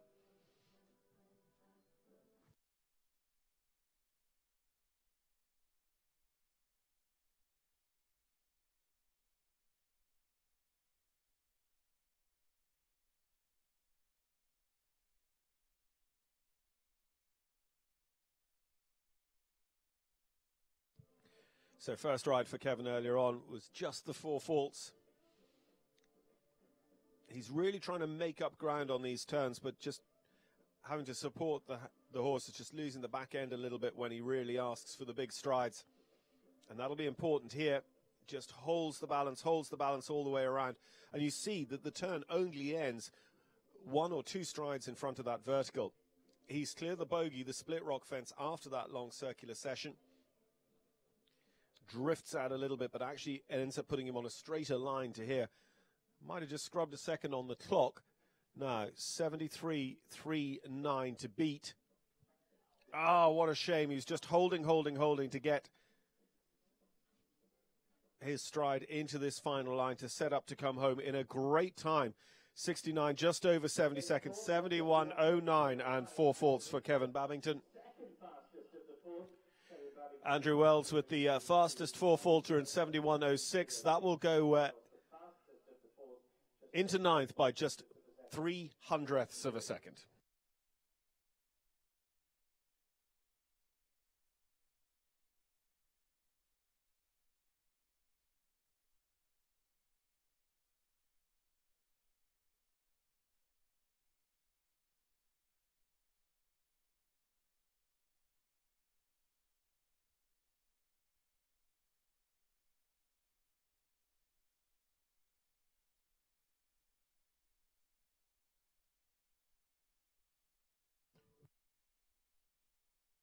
So Jonathan McRae, the winner of the Saugerties Million in September, winner of the Bromont World Cup qualifier a season or 2 ago, and the winner of the Bourbon International in Lexington, Kentucky on the Split Rock Tour in 2015.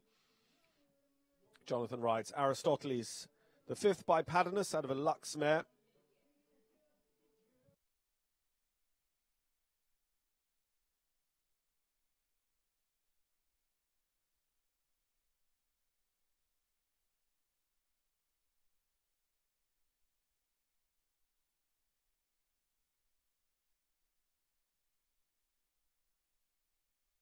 So not the first to have an early pole on this Alan Wade track either. John McRae and Aristoteles will have to carry that 4 right the way around with them.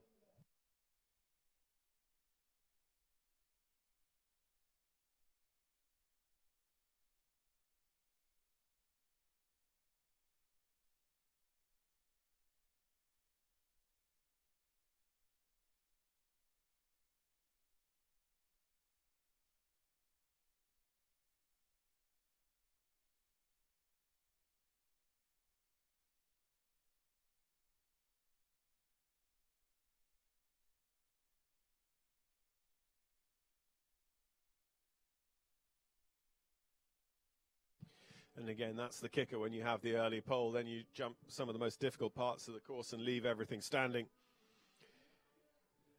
Purple Vertical is starting to raise its head a little bit. On track here after the drag break as well. So this is going into time as well for John McRae.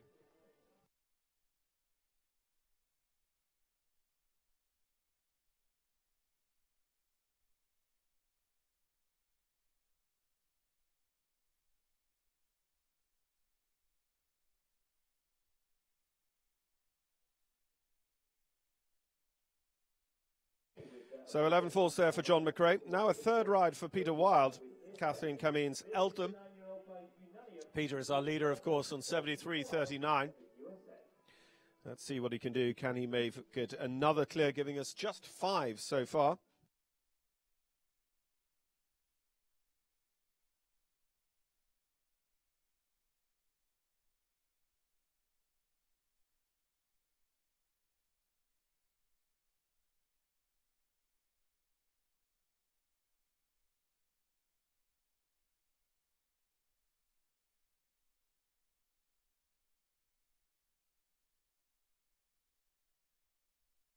Well, no surprise to see Peter, as already our leader, having a little bit of a cut from early on. But he gets a big jump over fence too. And that just makes him turn down the wick a little bit on the turn back to 3 and 4. Because Peter knows that tactically at the moment there's as much good in a 0 score as there is in a fast score. There's a big horse, though, really moves out across the ring. So he won't be too far behind, and what it also means is that this is one to certainly watch in the bigger classes when Peter really does push the throttles all the way forward, because this horse could just get there on a stride less everywhere if he wanted to. Unfortunately, that vertical has gone on the final line, so Peter, out of his 3 rides, will have just the 1 clear, but it's good enough for the lead at the moment. And let's see what time he can bring this horse home in. Eltham by Unanium. Going to be just over the 70 seconds. 4 faults in 74.21. So that'll go 14th as things stand for Peter Wild and Eltham.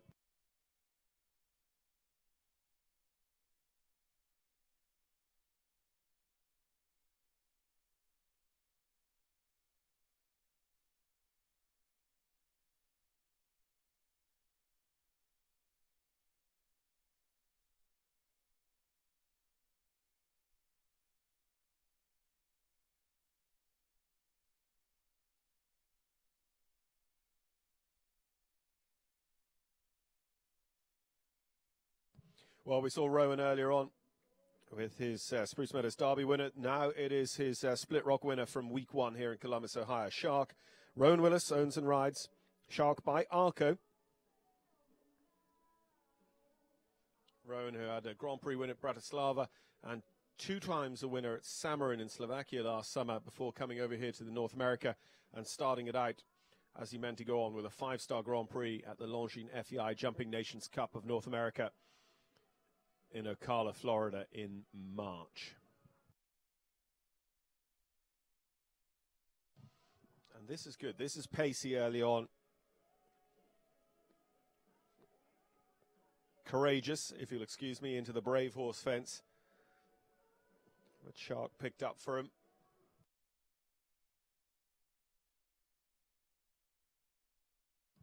And again, just daring it a little bit, knifing across that vertical. Straight for this one. And you just actually see there a little bit of the relationship between the jumps. Oh, catches it very, very hard behind, but it stays in place. And just landed a touch short going into that double, but comes out all the way clear.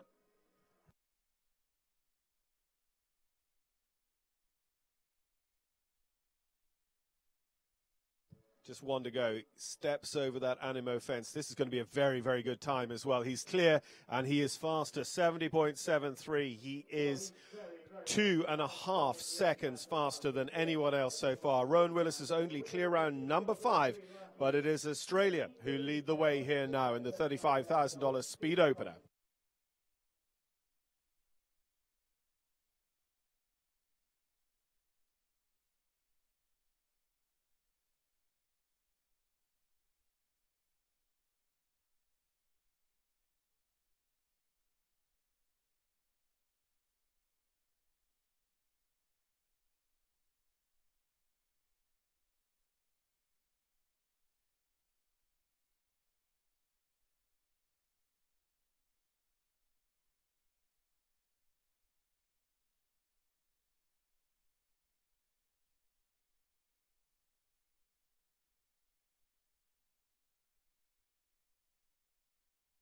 So now Todd Minicus, actually, although he's had 6 wins so far over this Colombus tour, week 1 and on into yesterday, he's still searching for his first international win.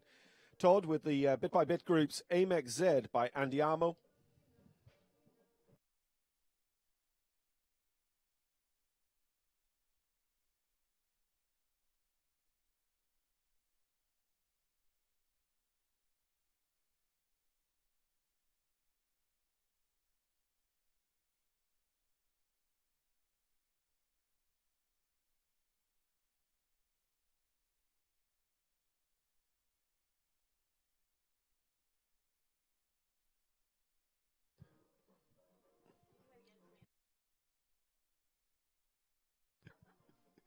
So Todd saw a brilliant spot there over the split rock oxer. This is coming home in fine style. He's over the purple and white oxer. 70.73. Are we going to see the lead change? He has the green down. And quickly the Animo fence as well. So it's 8 faults and gets in, just chips in front of the last as well for 12 faults. So 68 seconds. A great, great time there for Todd Minicus and Amex. But with the 12 jumping faults, it's down 29th.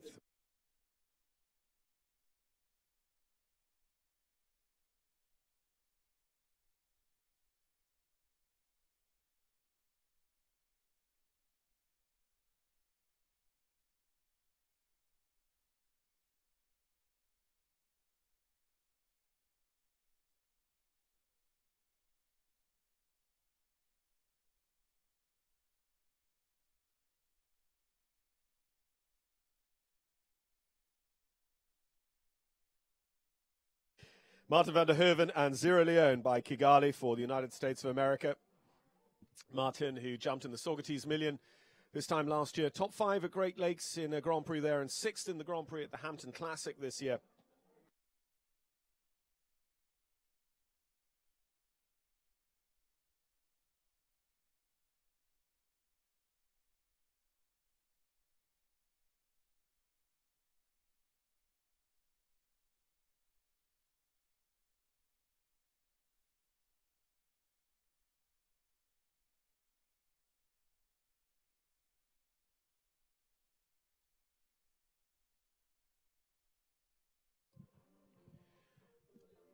So about 18 seconds is one of the fastest times we've seen coming out of there. So this isn't a million miles off the pace.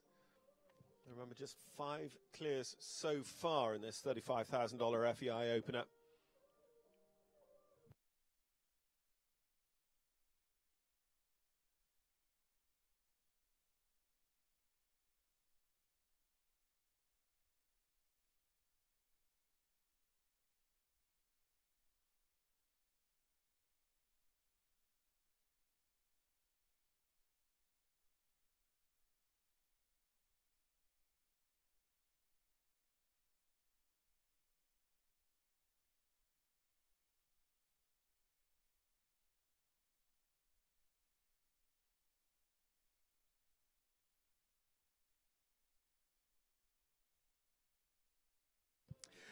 Clear, but into time. It's 82.02 on the clock, so picking up that one-time fault, Martin van der Herven and Zero Leone.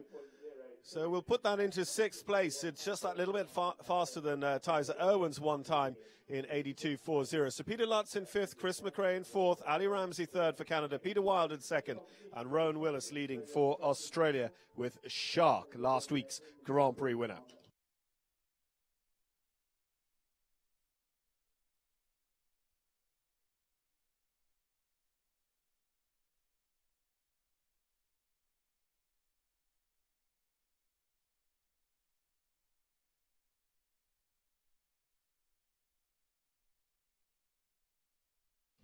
So Olivia Chowdhury jumped in Europe all last summer, jumped 2016 and 2017 season on the Split Rock Jumping Tour. And this is her second week with us here in Columbus, Ohio as well. Had a good cut in at the action in the Meter 35 Open Jumpers earlier on. Just riding a little bit backward there into the second on course. And you can see here a big wide turn past the in-gate to fence 3 and 4. Whereas those who want to be really competitive, they just have to turn up to that third fence with only 1 or 2 strides remaining before they have to have a cut at it. And it's a full-on Meter 45 vertical going away from the in-gate.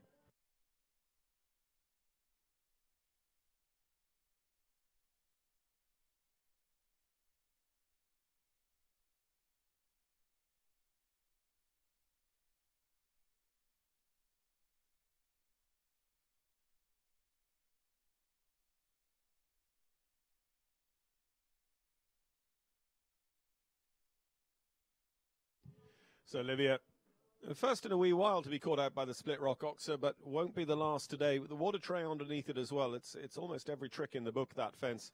Coming where it does on the course, the horizontal stripes on the pole, the water tray underneath, and very square indeed as well. Has the Animo fence down as well. So that's the 2 water tray fences on course down for Olivia, and it's 8 faults in 76.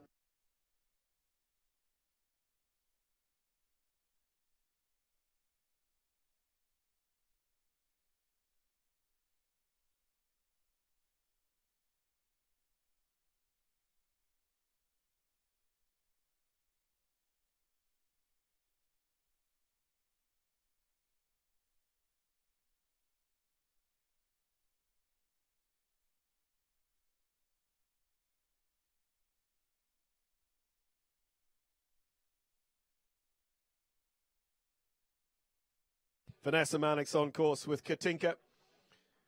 4th at the T-Bird World Cup qualifier. Nations Cups at Jalapa and T-Bird last year.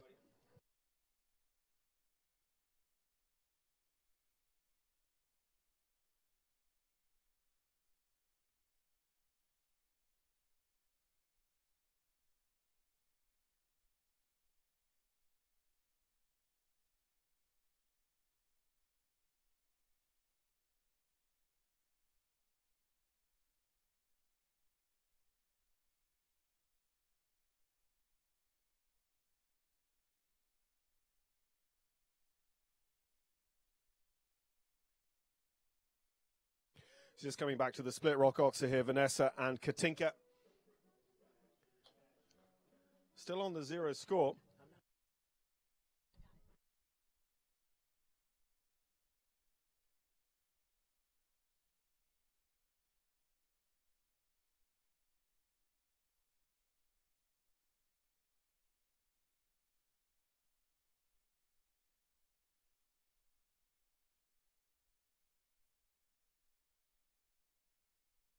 So clear in 74 seconds.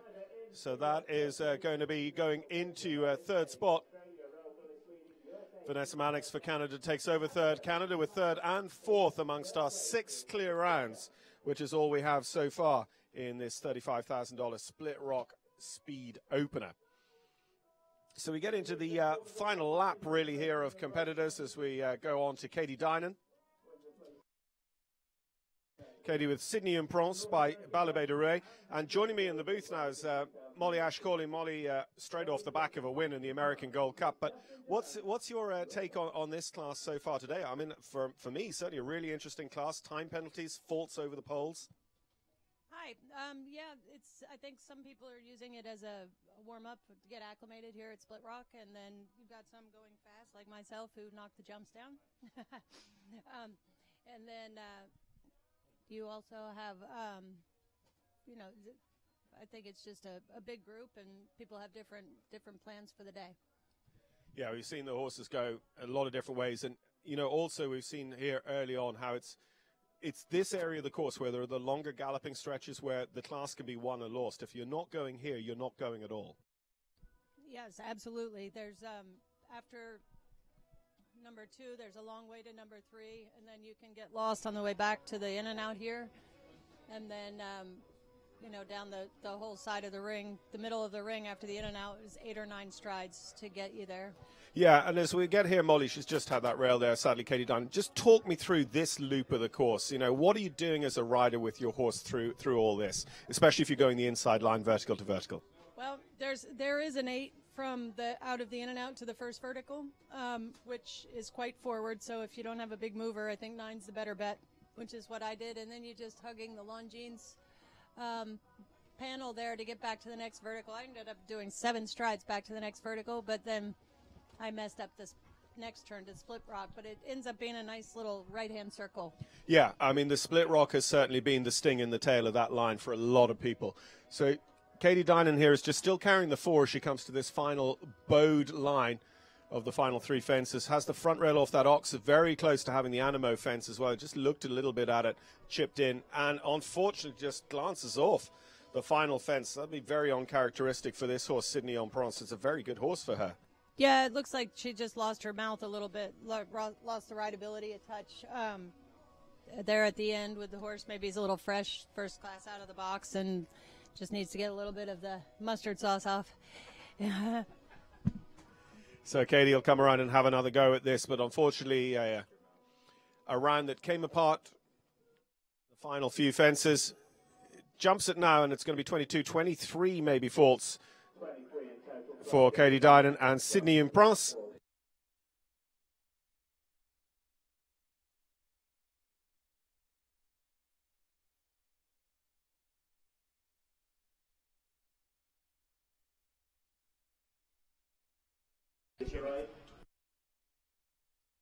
Kelly Cusciotti takes up the challenge now. Grandi de l'Aubry by Chin Chin.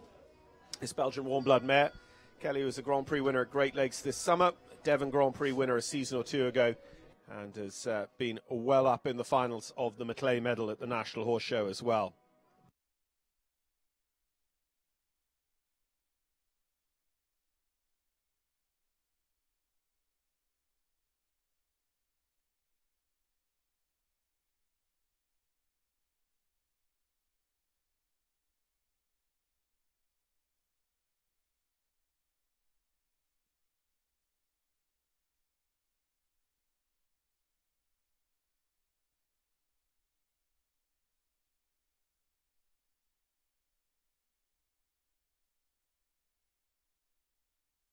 So 4 faults coming in at the Brave Horse fence, going away from the in-gate. And you know, just like we said earlier on when Brian Lookabill was with me, this is so typical of any good designer, particularly Alan Wade. We're getting the faults right the way around this track.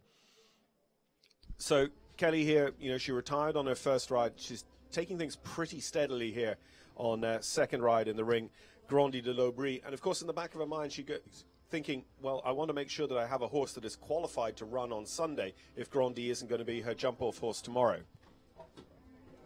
Yeah, I think the early rails sort of takes away your desires to lay down the gauntlet on the speed side of things.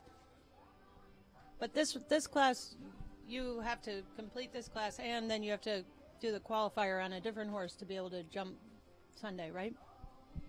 Yeah, so the riders qualify out of tomorrow's class, and any horse that runs Sunday has to complete a full round of FEI jumping. So Kelly Cusciotti and Grandi de l'Aubry on the 12 faults there, so outside our top 30 after some 44 trips in this $35,000 speed. I think this one will show us a pretty good speedy time here. Yeah, Catherine Strauss with All in the Game, a horse by the stallion Arkan. Catherine, who is a gold medalist with her team at Young Riders this year, gone on to jump well at the 5-star at Balmoral Park in Illinois and jumped the World Cup at Gold Cup last weekend. Yeah, I think Catherine had a really good week last week. She was clear in all of the FEI classes that I saw. I didn't get to see her go on Sunday, but the qualifier, she was clear in the qualifier for the Grand Prix, and she was also way up there in the speed class, I think.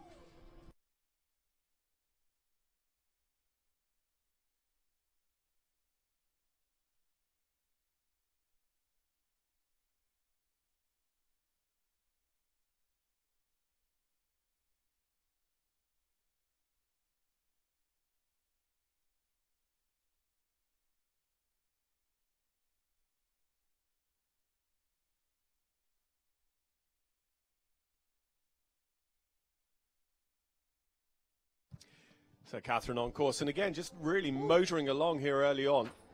She took a great shot at number 3, a nice angle there. She's going to have a good speedy time if they all stay up.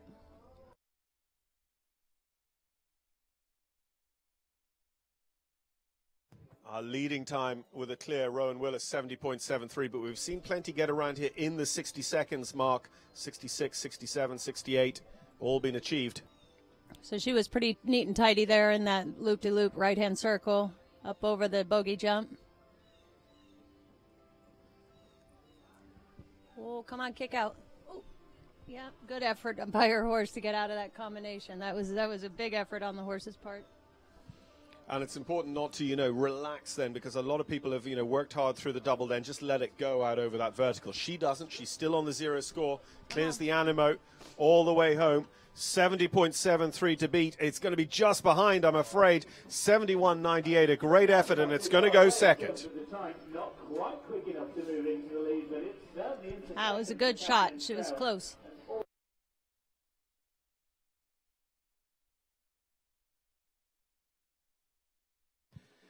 Well, next to go, Margie Goldstein-Engel. Margie with Gledwin's partners, USA Normandy, or USA Normandy, by Maiden Semi.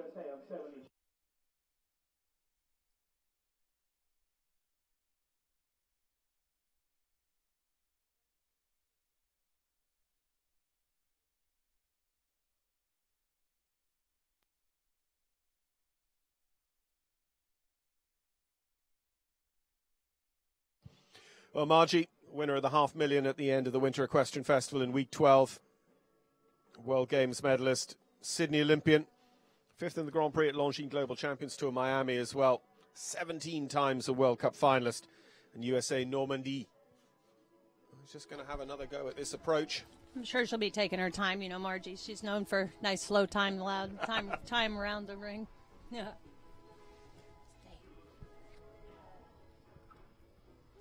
Oh, yeah, she's starting to turn it on now. There go the elbows. Come on, Marge.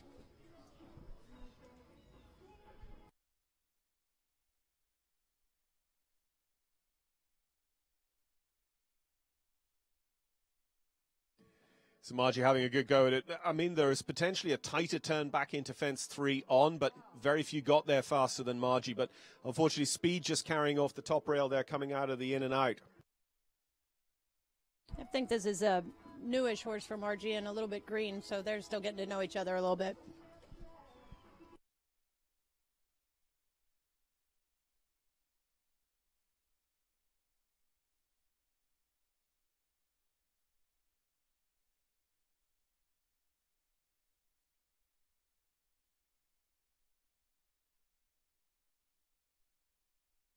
So coming on to our final line of 3 with the 8 faults, Margie Goldstein-Engel and USA Normandy.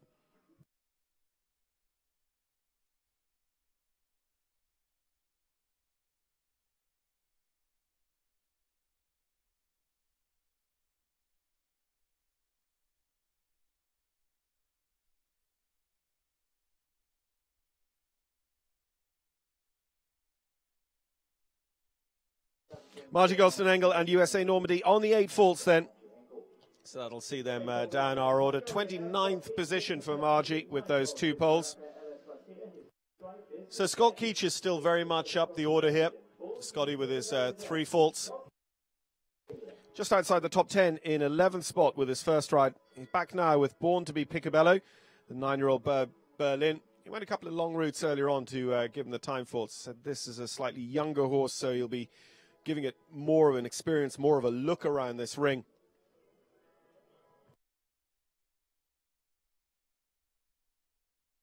This horse comes from the same breeder in Belgium that my horse that I showed in this class, Picabello Chopin. They have a lot of good horses in their arsenal or string of horses they've bred.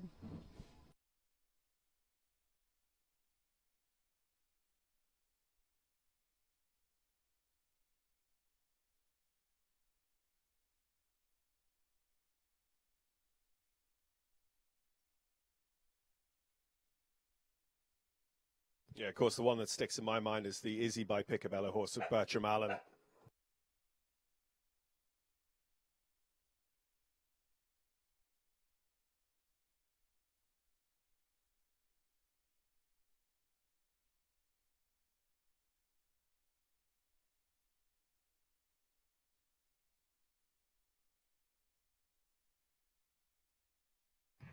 So Scott thought the horse would just look a little bit at those Longines barriers around the island between the two verticals. I mean, he wasn't going super quick around there, but he took the chance on going inside. He's still on the clear, just not very. He's taking a nice time around for this young horse. So 79 seconds, the time allowed. He's going to miss that, but by how much? He was 3 for time with his first ride. This is going to be 1, maybe 2 for time. Yep, it's a total of 2 for Scott Keach and Born to be Picabello. 10th place. And that'll put him, 10th and 12th with his other horse on the 3.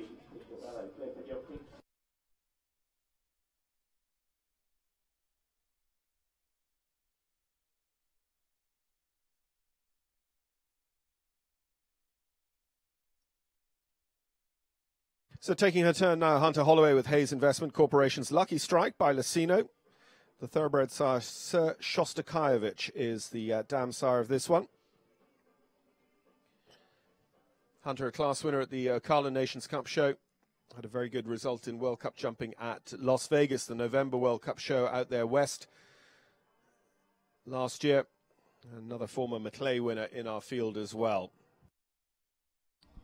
Yeah, Hunter, she's an amazing young talent. She's just a beautiful rider all the way through the ranks. She's always impressed. Oh, she's taking a bit of a shot. She should be in the money if she leaves all the jumps up. Yeah, it's starting to just change the dynamic of the class, as we'd expected. You know, we've got 7 clears now. So actually sitting and hoping for the 0, yeah, it's going to deliver you a ribbon, but not much money, not many Longines ranking points. And also our winning time at the moment, Rowan Willis at 70.73, will take a little bit of beating.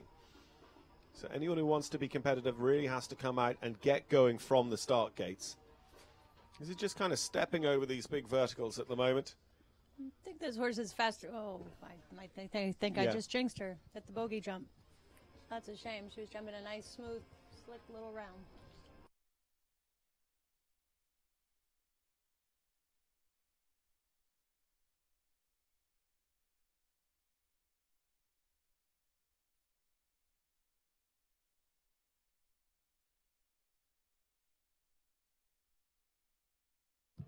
So Hunter on that unfortunate 4 faults.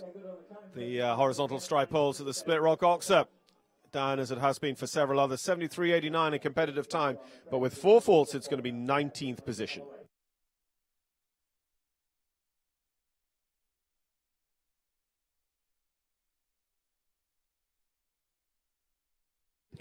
Well, back to Canada we go. Susan Horn with Kingsfield Farms. Ballantor goes next. Vincenzo the sire. Lux the dam sire of this one. Runner-up in a Grand Prix at Bromont this year. She's been a Grand Prix podium finisher on the Split Rock Jumping Tour in the past and a Grand Prix winner at Angelstone in Rockwood, Ontario this summer. Yeah, Susan's been chalking up the results. She's had a great summer, a great run this year. Super nice lady and really nice rider.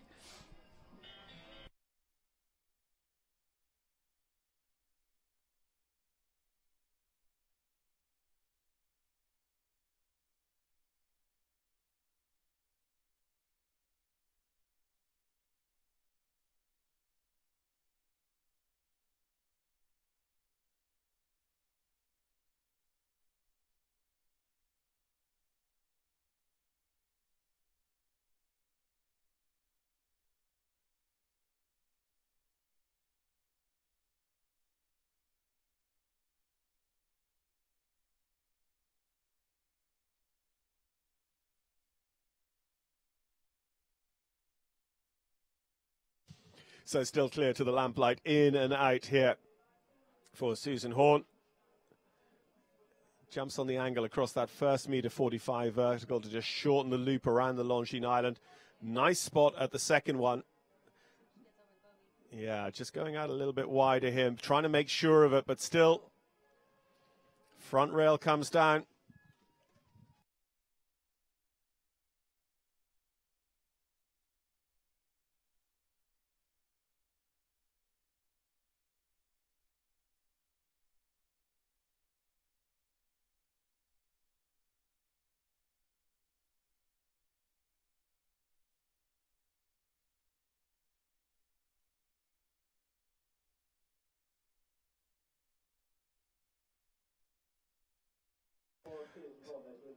So 8 faults in all, 77.91, and 8 faults there for Susan Horn and Ballantor.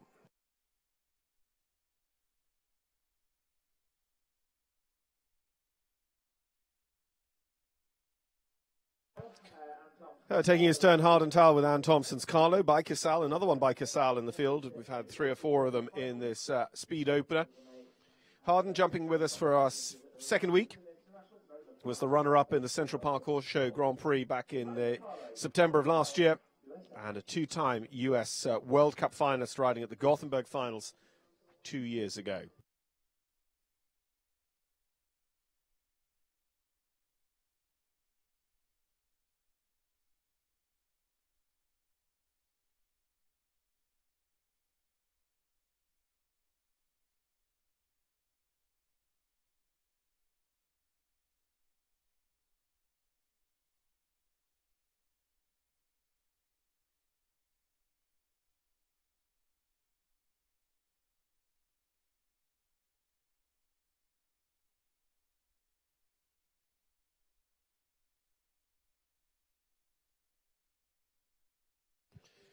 So Harden, top 10 finisher in the Royal Agricultural Winter Fair World Cup qualifier in Toronto last November. He's having a good go here.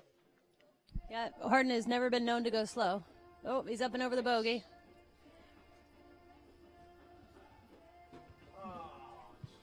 Catches him the very next fence, A and B down for a very quick 8 faults for Harden.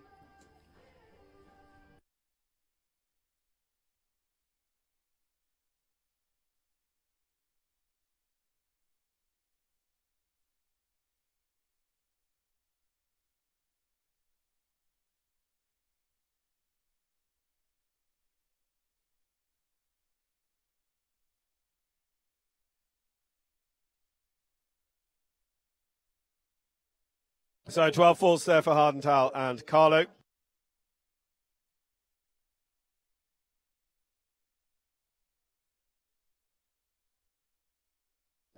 So the quality group and Todd Minikis' Quality Girl by Kidam's Ruben. Todd, who's won World Cups at the likes of Washington, Bromont, and most recently at Live Oak, on his way to the finals in Omaha. I don't actually see Todd going slow on this one. I think he's going to give it a go, would be my guess. I think you're right. I mean, the win is there to be had, especially, you know, a horse and rider combination like this. Todd's looking for his first international win. He was in the ribbons in the Meter 35 Open Jumpers earlier on today. He had a win on day one of this show, bringing up to 6 wins over the 2 weeks here in Columbus so far. Yep, we're on the go. And in day one of week one, he actually had 2 1-2s as well. Come on, Toddy. We're holding up a little bit there. Come on. Oh, now we're kicking on. He's going to give it a go. This mare's so fast. They know each other so well. I would be surprised if he leaves all the jumps up that he doesn't get the time. Oh, yeah, now we're really cooking. 70.73 is the time in the clubhouse for Rowan Willis. Did the 8.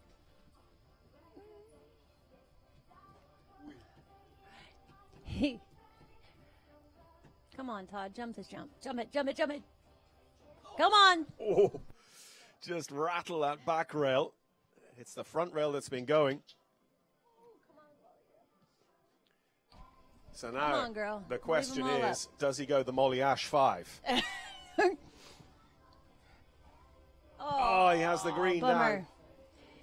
Yeah, he should have gone with the Molly Ash humdinger winger into that line, and he would have left it up. That's a shame. Do you have time? 68.41. He was great on the clock, but unfortunately that one down on the final line is going to leave Todd Minikus down in 13th position. That's how close it is at the top of this $35,000 speed class.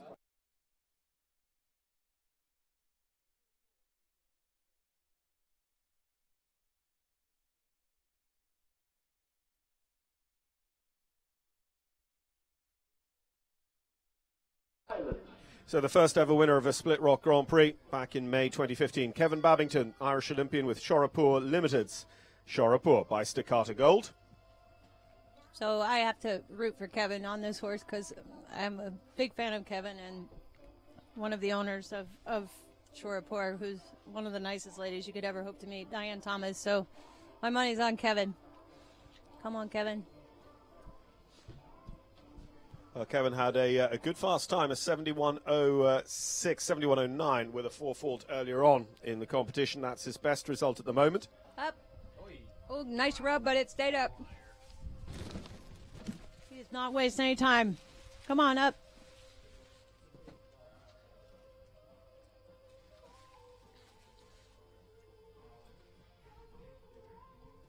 Up. Whoa. He's looking good so far. They're right on it.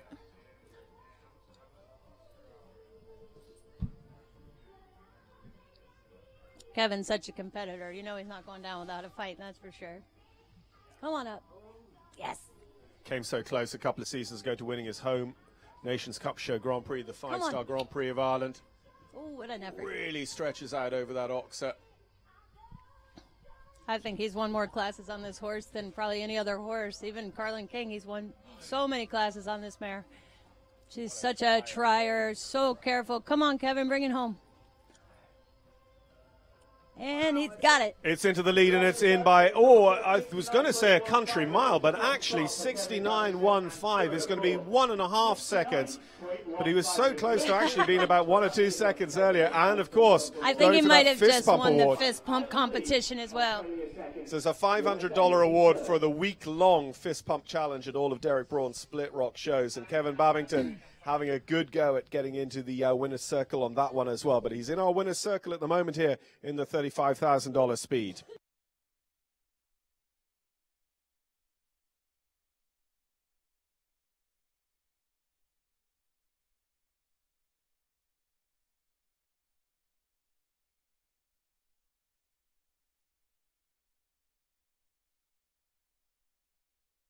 Charlie Jane is on course. Charlie owns and rides Amis by Air Jordan.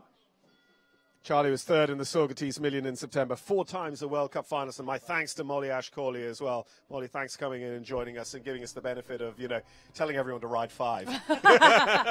Thanks for having me. Good luck, Thank guys. you.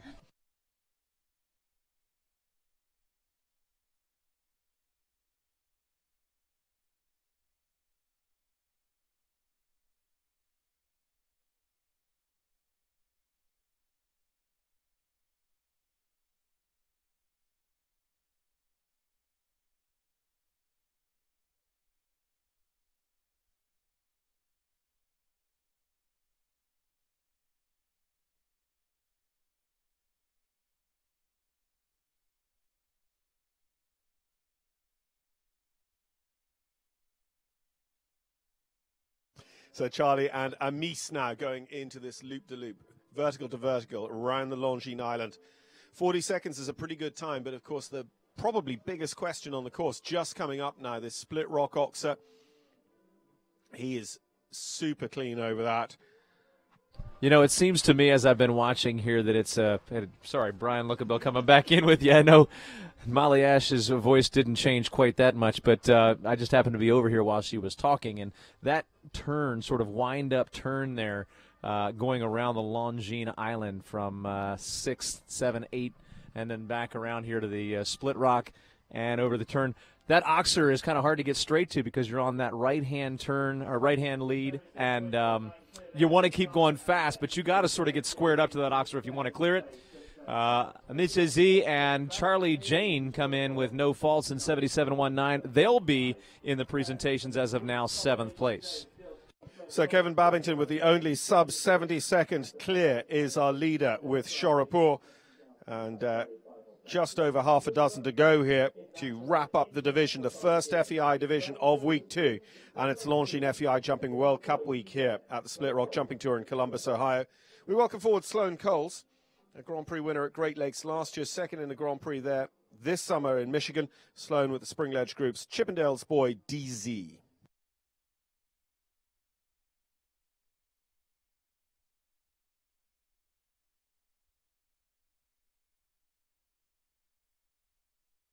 I really just wanted to pop in quick to say thanks to everyone for joining us, and as well for Scott Keach coming in early in the class, and Molly Ashcali coming in a little bit later. These broadcasts would be nowhere near as good without the enlightenment, the insight from some of our riders who have actually been able to compete over those courses. So that's highly valuable to the broadcast, and again, I just wanted to say thanks to those riders for being willing to do so. So this horse was getting up real high in the air over fence too. That was costing them a bit of time early on. They've just pulled a rail now coming out of the in and out. And quite typically then manages the split rock oxer in fine style. So on the 4 so far.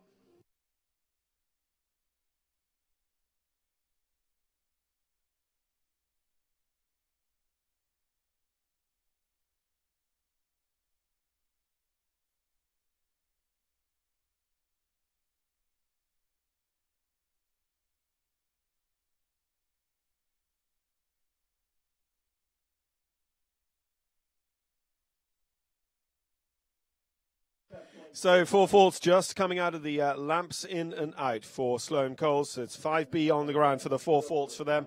And the time will put them down the order 26th position.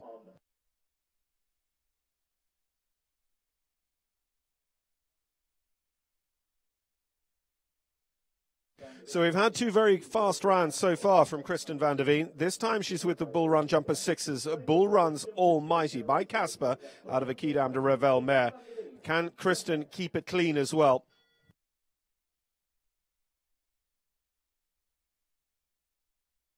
Just trying to put together the pace across the ground with a 0 score over the fences.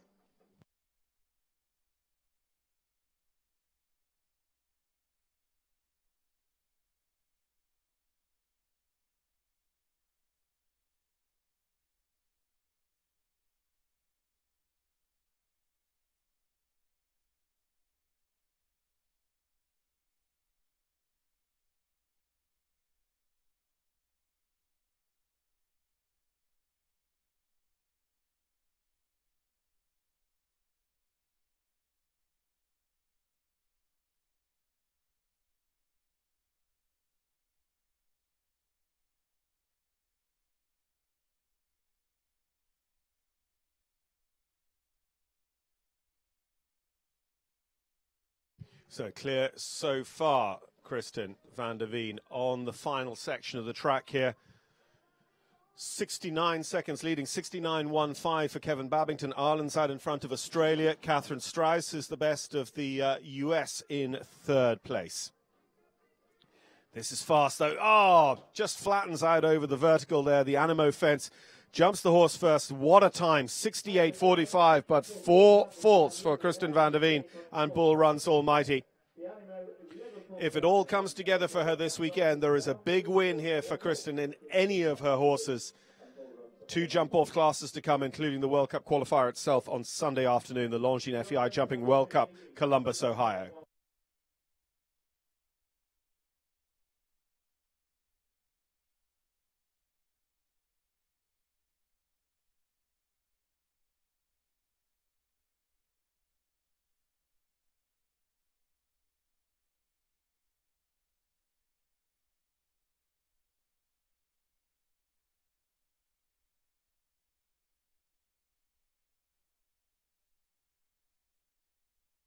So Kevin Babbington there, our leader. You see the time and score. Rowan Willis, Kat Strauss, and Peter Wild are our top 4. And we have now 9 who've jumped clear all the way around the track without time faults. And then Martin van der Hoeven taking 10th. Tessa Irwin of Australia in 11th, both with 1 time fault.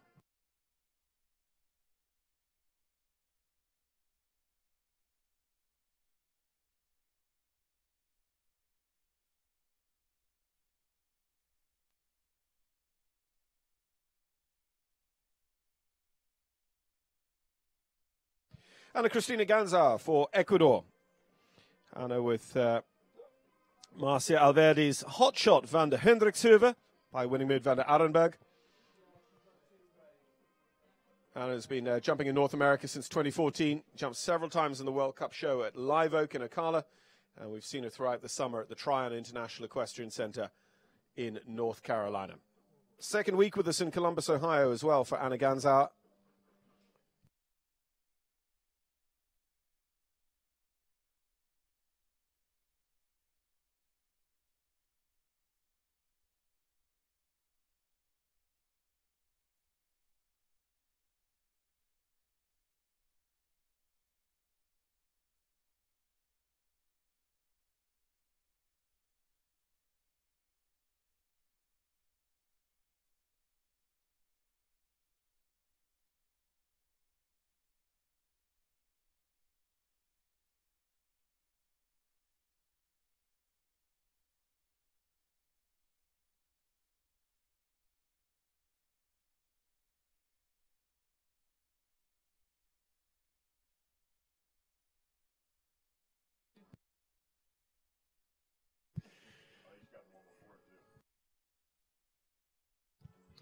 So coming down on the back rail, going to have the front rail off the in and out here with the horses' heads by the jury box as well. So very quickly turning into an 8-fault round with the last 3 on course still to go. But very, very few having the back rail off that split rock oxer after the loop-to-loop around the Longines Island. And this is going to turn into time faults as well. So it's 8 for jumping and 12 for jumping. Late falling pole there. And 1 for time. Anna Ganza and Hot Shot van der Hendrikshoeve with 13 in all.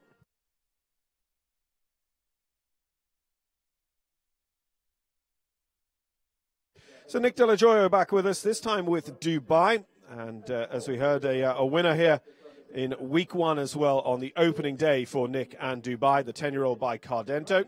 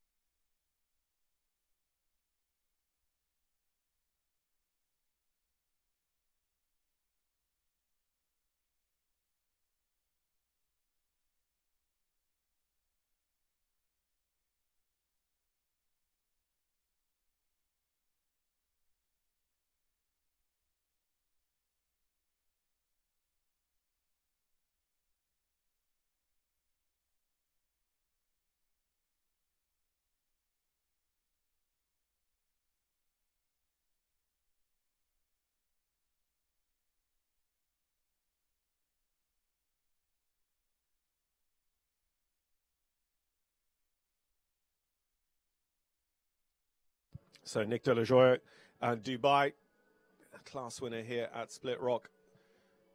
Way back at the beginning of week 1, the Hermes-sponsored rider. Not going to take the win here this afternoon, but can he get home on the 0 score, which at the moment would pretty much guarantee top 10. After Nick, there's just 3 more to go. Christine McRae, who's already inside the top 10, Beezy Madden and Leslie Burr-Howard. So 3 very strong competitors, and unfortunately, it's going to be 4 faults for Nick in the final line with Dubai. Nice round, 76-40, and the 4 faults for Dubai. Again, a pretty young horse, just 10 years old, and one to watch, certainly. There's so many lovely horses here. I mean, we've got 60 of them here in our opening FEI division, 45, 46 athletes riding here at Brave Horse this week for the Split Rock Jumping Tours Week 2 and Longines FEI Jumping World Cup Columbus, Ohio Week.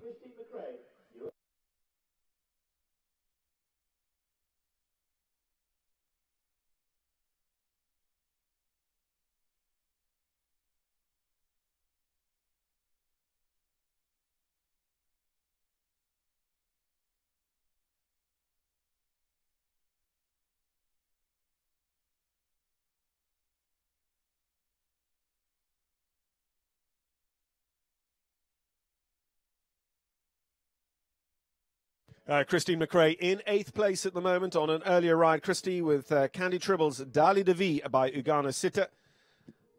As we get towards the end of the starting order here in our opening FEI class.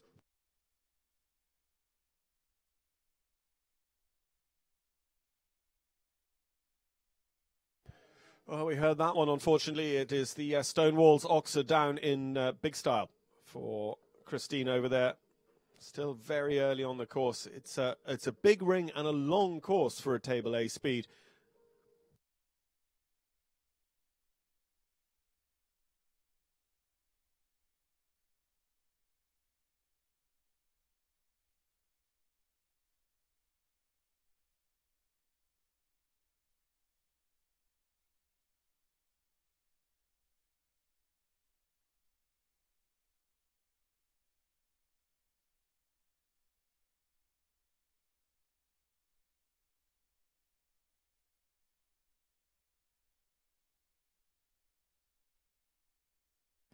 So having had the split rock fence down, just getting over behind the horseflight fence, sorting herself out and coming back. It'll waste time and probably be counted as a loop on course as well for penalties.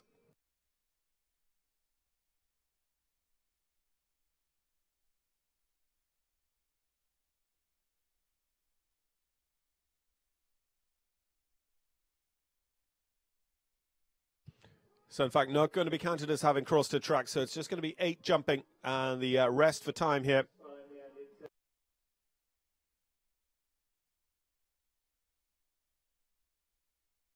So 14 in all for Christine, but Christine is now guaranteed to finish top 10 with her earlier ride clear in 77.48, currently in 8th spot, and only 2 more to go.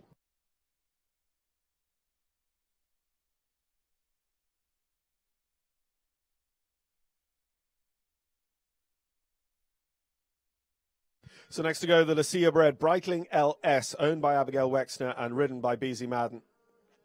Beezy's partner at the Paris World Cup Finals this year, giving her a 2nd title in that prestigious Longines-backed series. Olympic World and Pan Am's medalist. First ever lady winner of the King George at Hickstead as well. 6th this summer in the Aachen Grand Prix in Germany.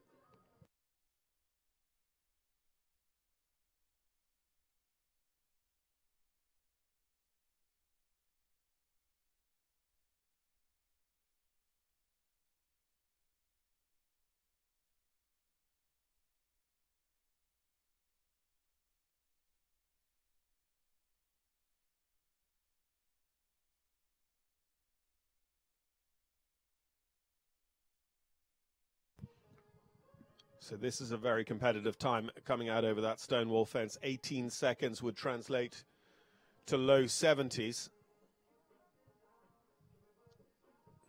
But is it necessarily fast enough to take on Kevin Babbington with the only sub 70-second time?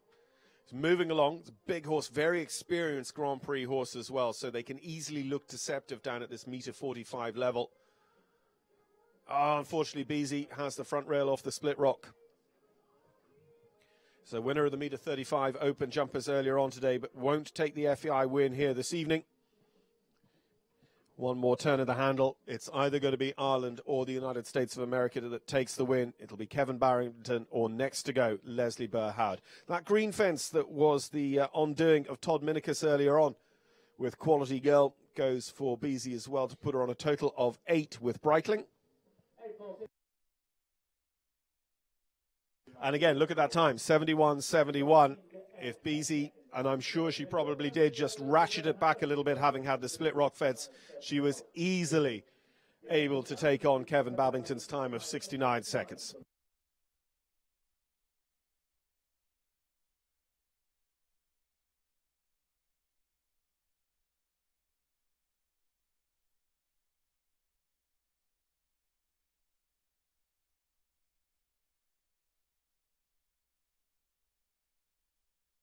So Leslie Burr-Howard, an Olympian and Olympic medalist in 1984 at Los Angeles, 19 times a World Cup finalist.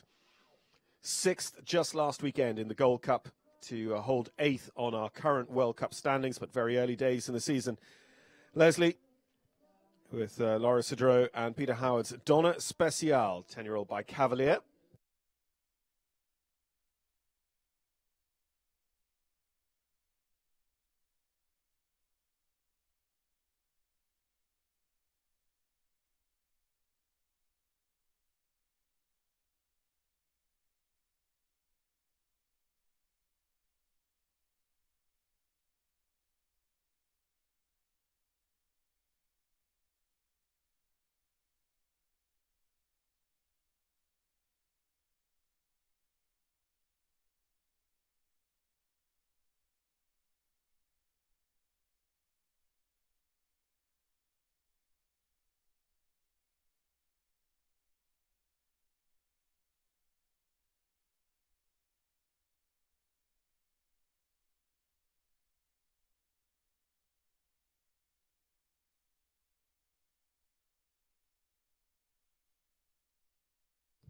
So going out super wide. So Kevin Babbington is looking okay.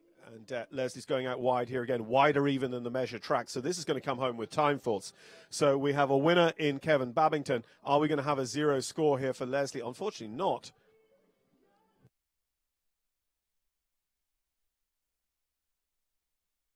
And Leslie puts up the hand. She's electing to retire, having jumped as far as the Longines vertical. So that's going to wrap up the class with a win for Ireland.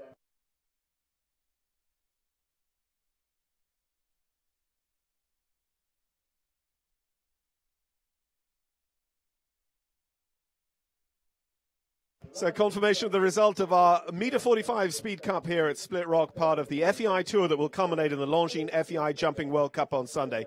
Kevin Babbington with the win for Ireland. Rowan Willison Shark, last week's Grand Prix winner, sits second. Catherine Streisand all in the game third. Peter Wilde fourth. In fifth spot, it's Vanessa Mannix. Sixth, Ali Ramsey, 2 for Canada there. Chris McRae in eighth. Peter Lutz, ninth. And then we have the one faulter. Martin van der Herven, Teza Irwin just outside the top 10 with one fault. Scott Keach, Eve Jobs both on 2. Scott Keach there on 3. And then 4 faulters. A mixture here of 4 faulters. These are the ones with poles. But we also had several on 4 faults with time faults. We have to go right the way down. Peter Wilde and Eltham, that was just one on the ground in 74.21 for a top 25 finish in the 61 strong class. And now we start to get into our 4 faulters with time. The likes of Peter Wilde, Canamera, Jenny Ogaza, Perez and Victor Finn. 4 faults as a result of time, 94.61. Ali Wolf with time. Eve Jobs. Bert Manley, Washington World Cup winner last year. 6 faults today. And so on down the order. That was our first class of the week in the FEI Tour. We're going to bring you all of the action tomorrow on Horse Network, and of course we'll bring you commentary of our 2 prestigious classes, the top open jumpers class here in the main ring tomorrow, and then our second FEI class of the week, the jump-off competition, from which the 40 best athletes will qualify to jump on Sunday in the Longines FEI Jumping World Cup qualifier from Columbus, Ohio. Look forward to talking to you then. And as Brian Lookabill, my colleague, said earlier on, my thanks so much to Scott Keach from Australia and Molly Ash-Corley, last week's American Gold Cup winner, for coming and joining us on commentary this afternoon. We're going to have plenty more guests across the weekend here from Split Rock.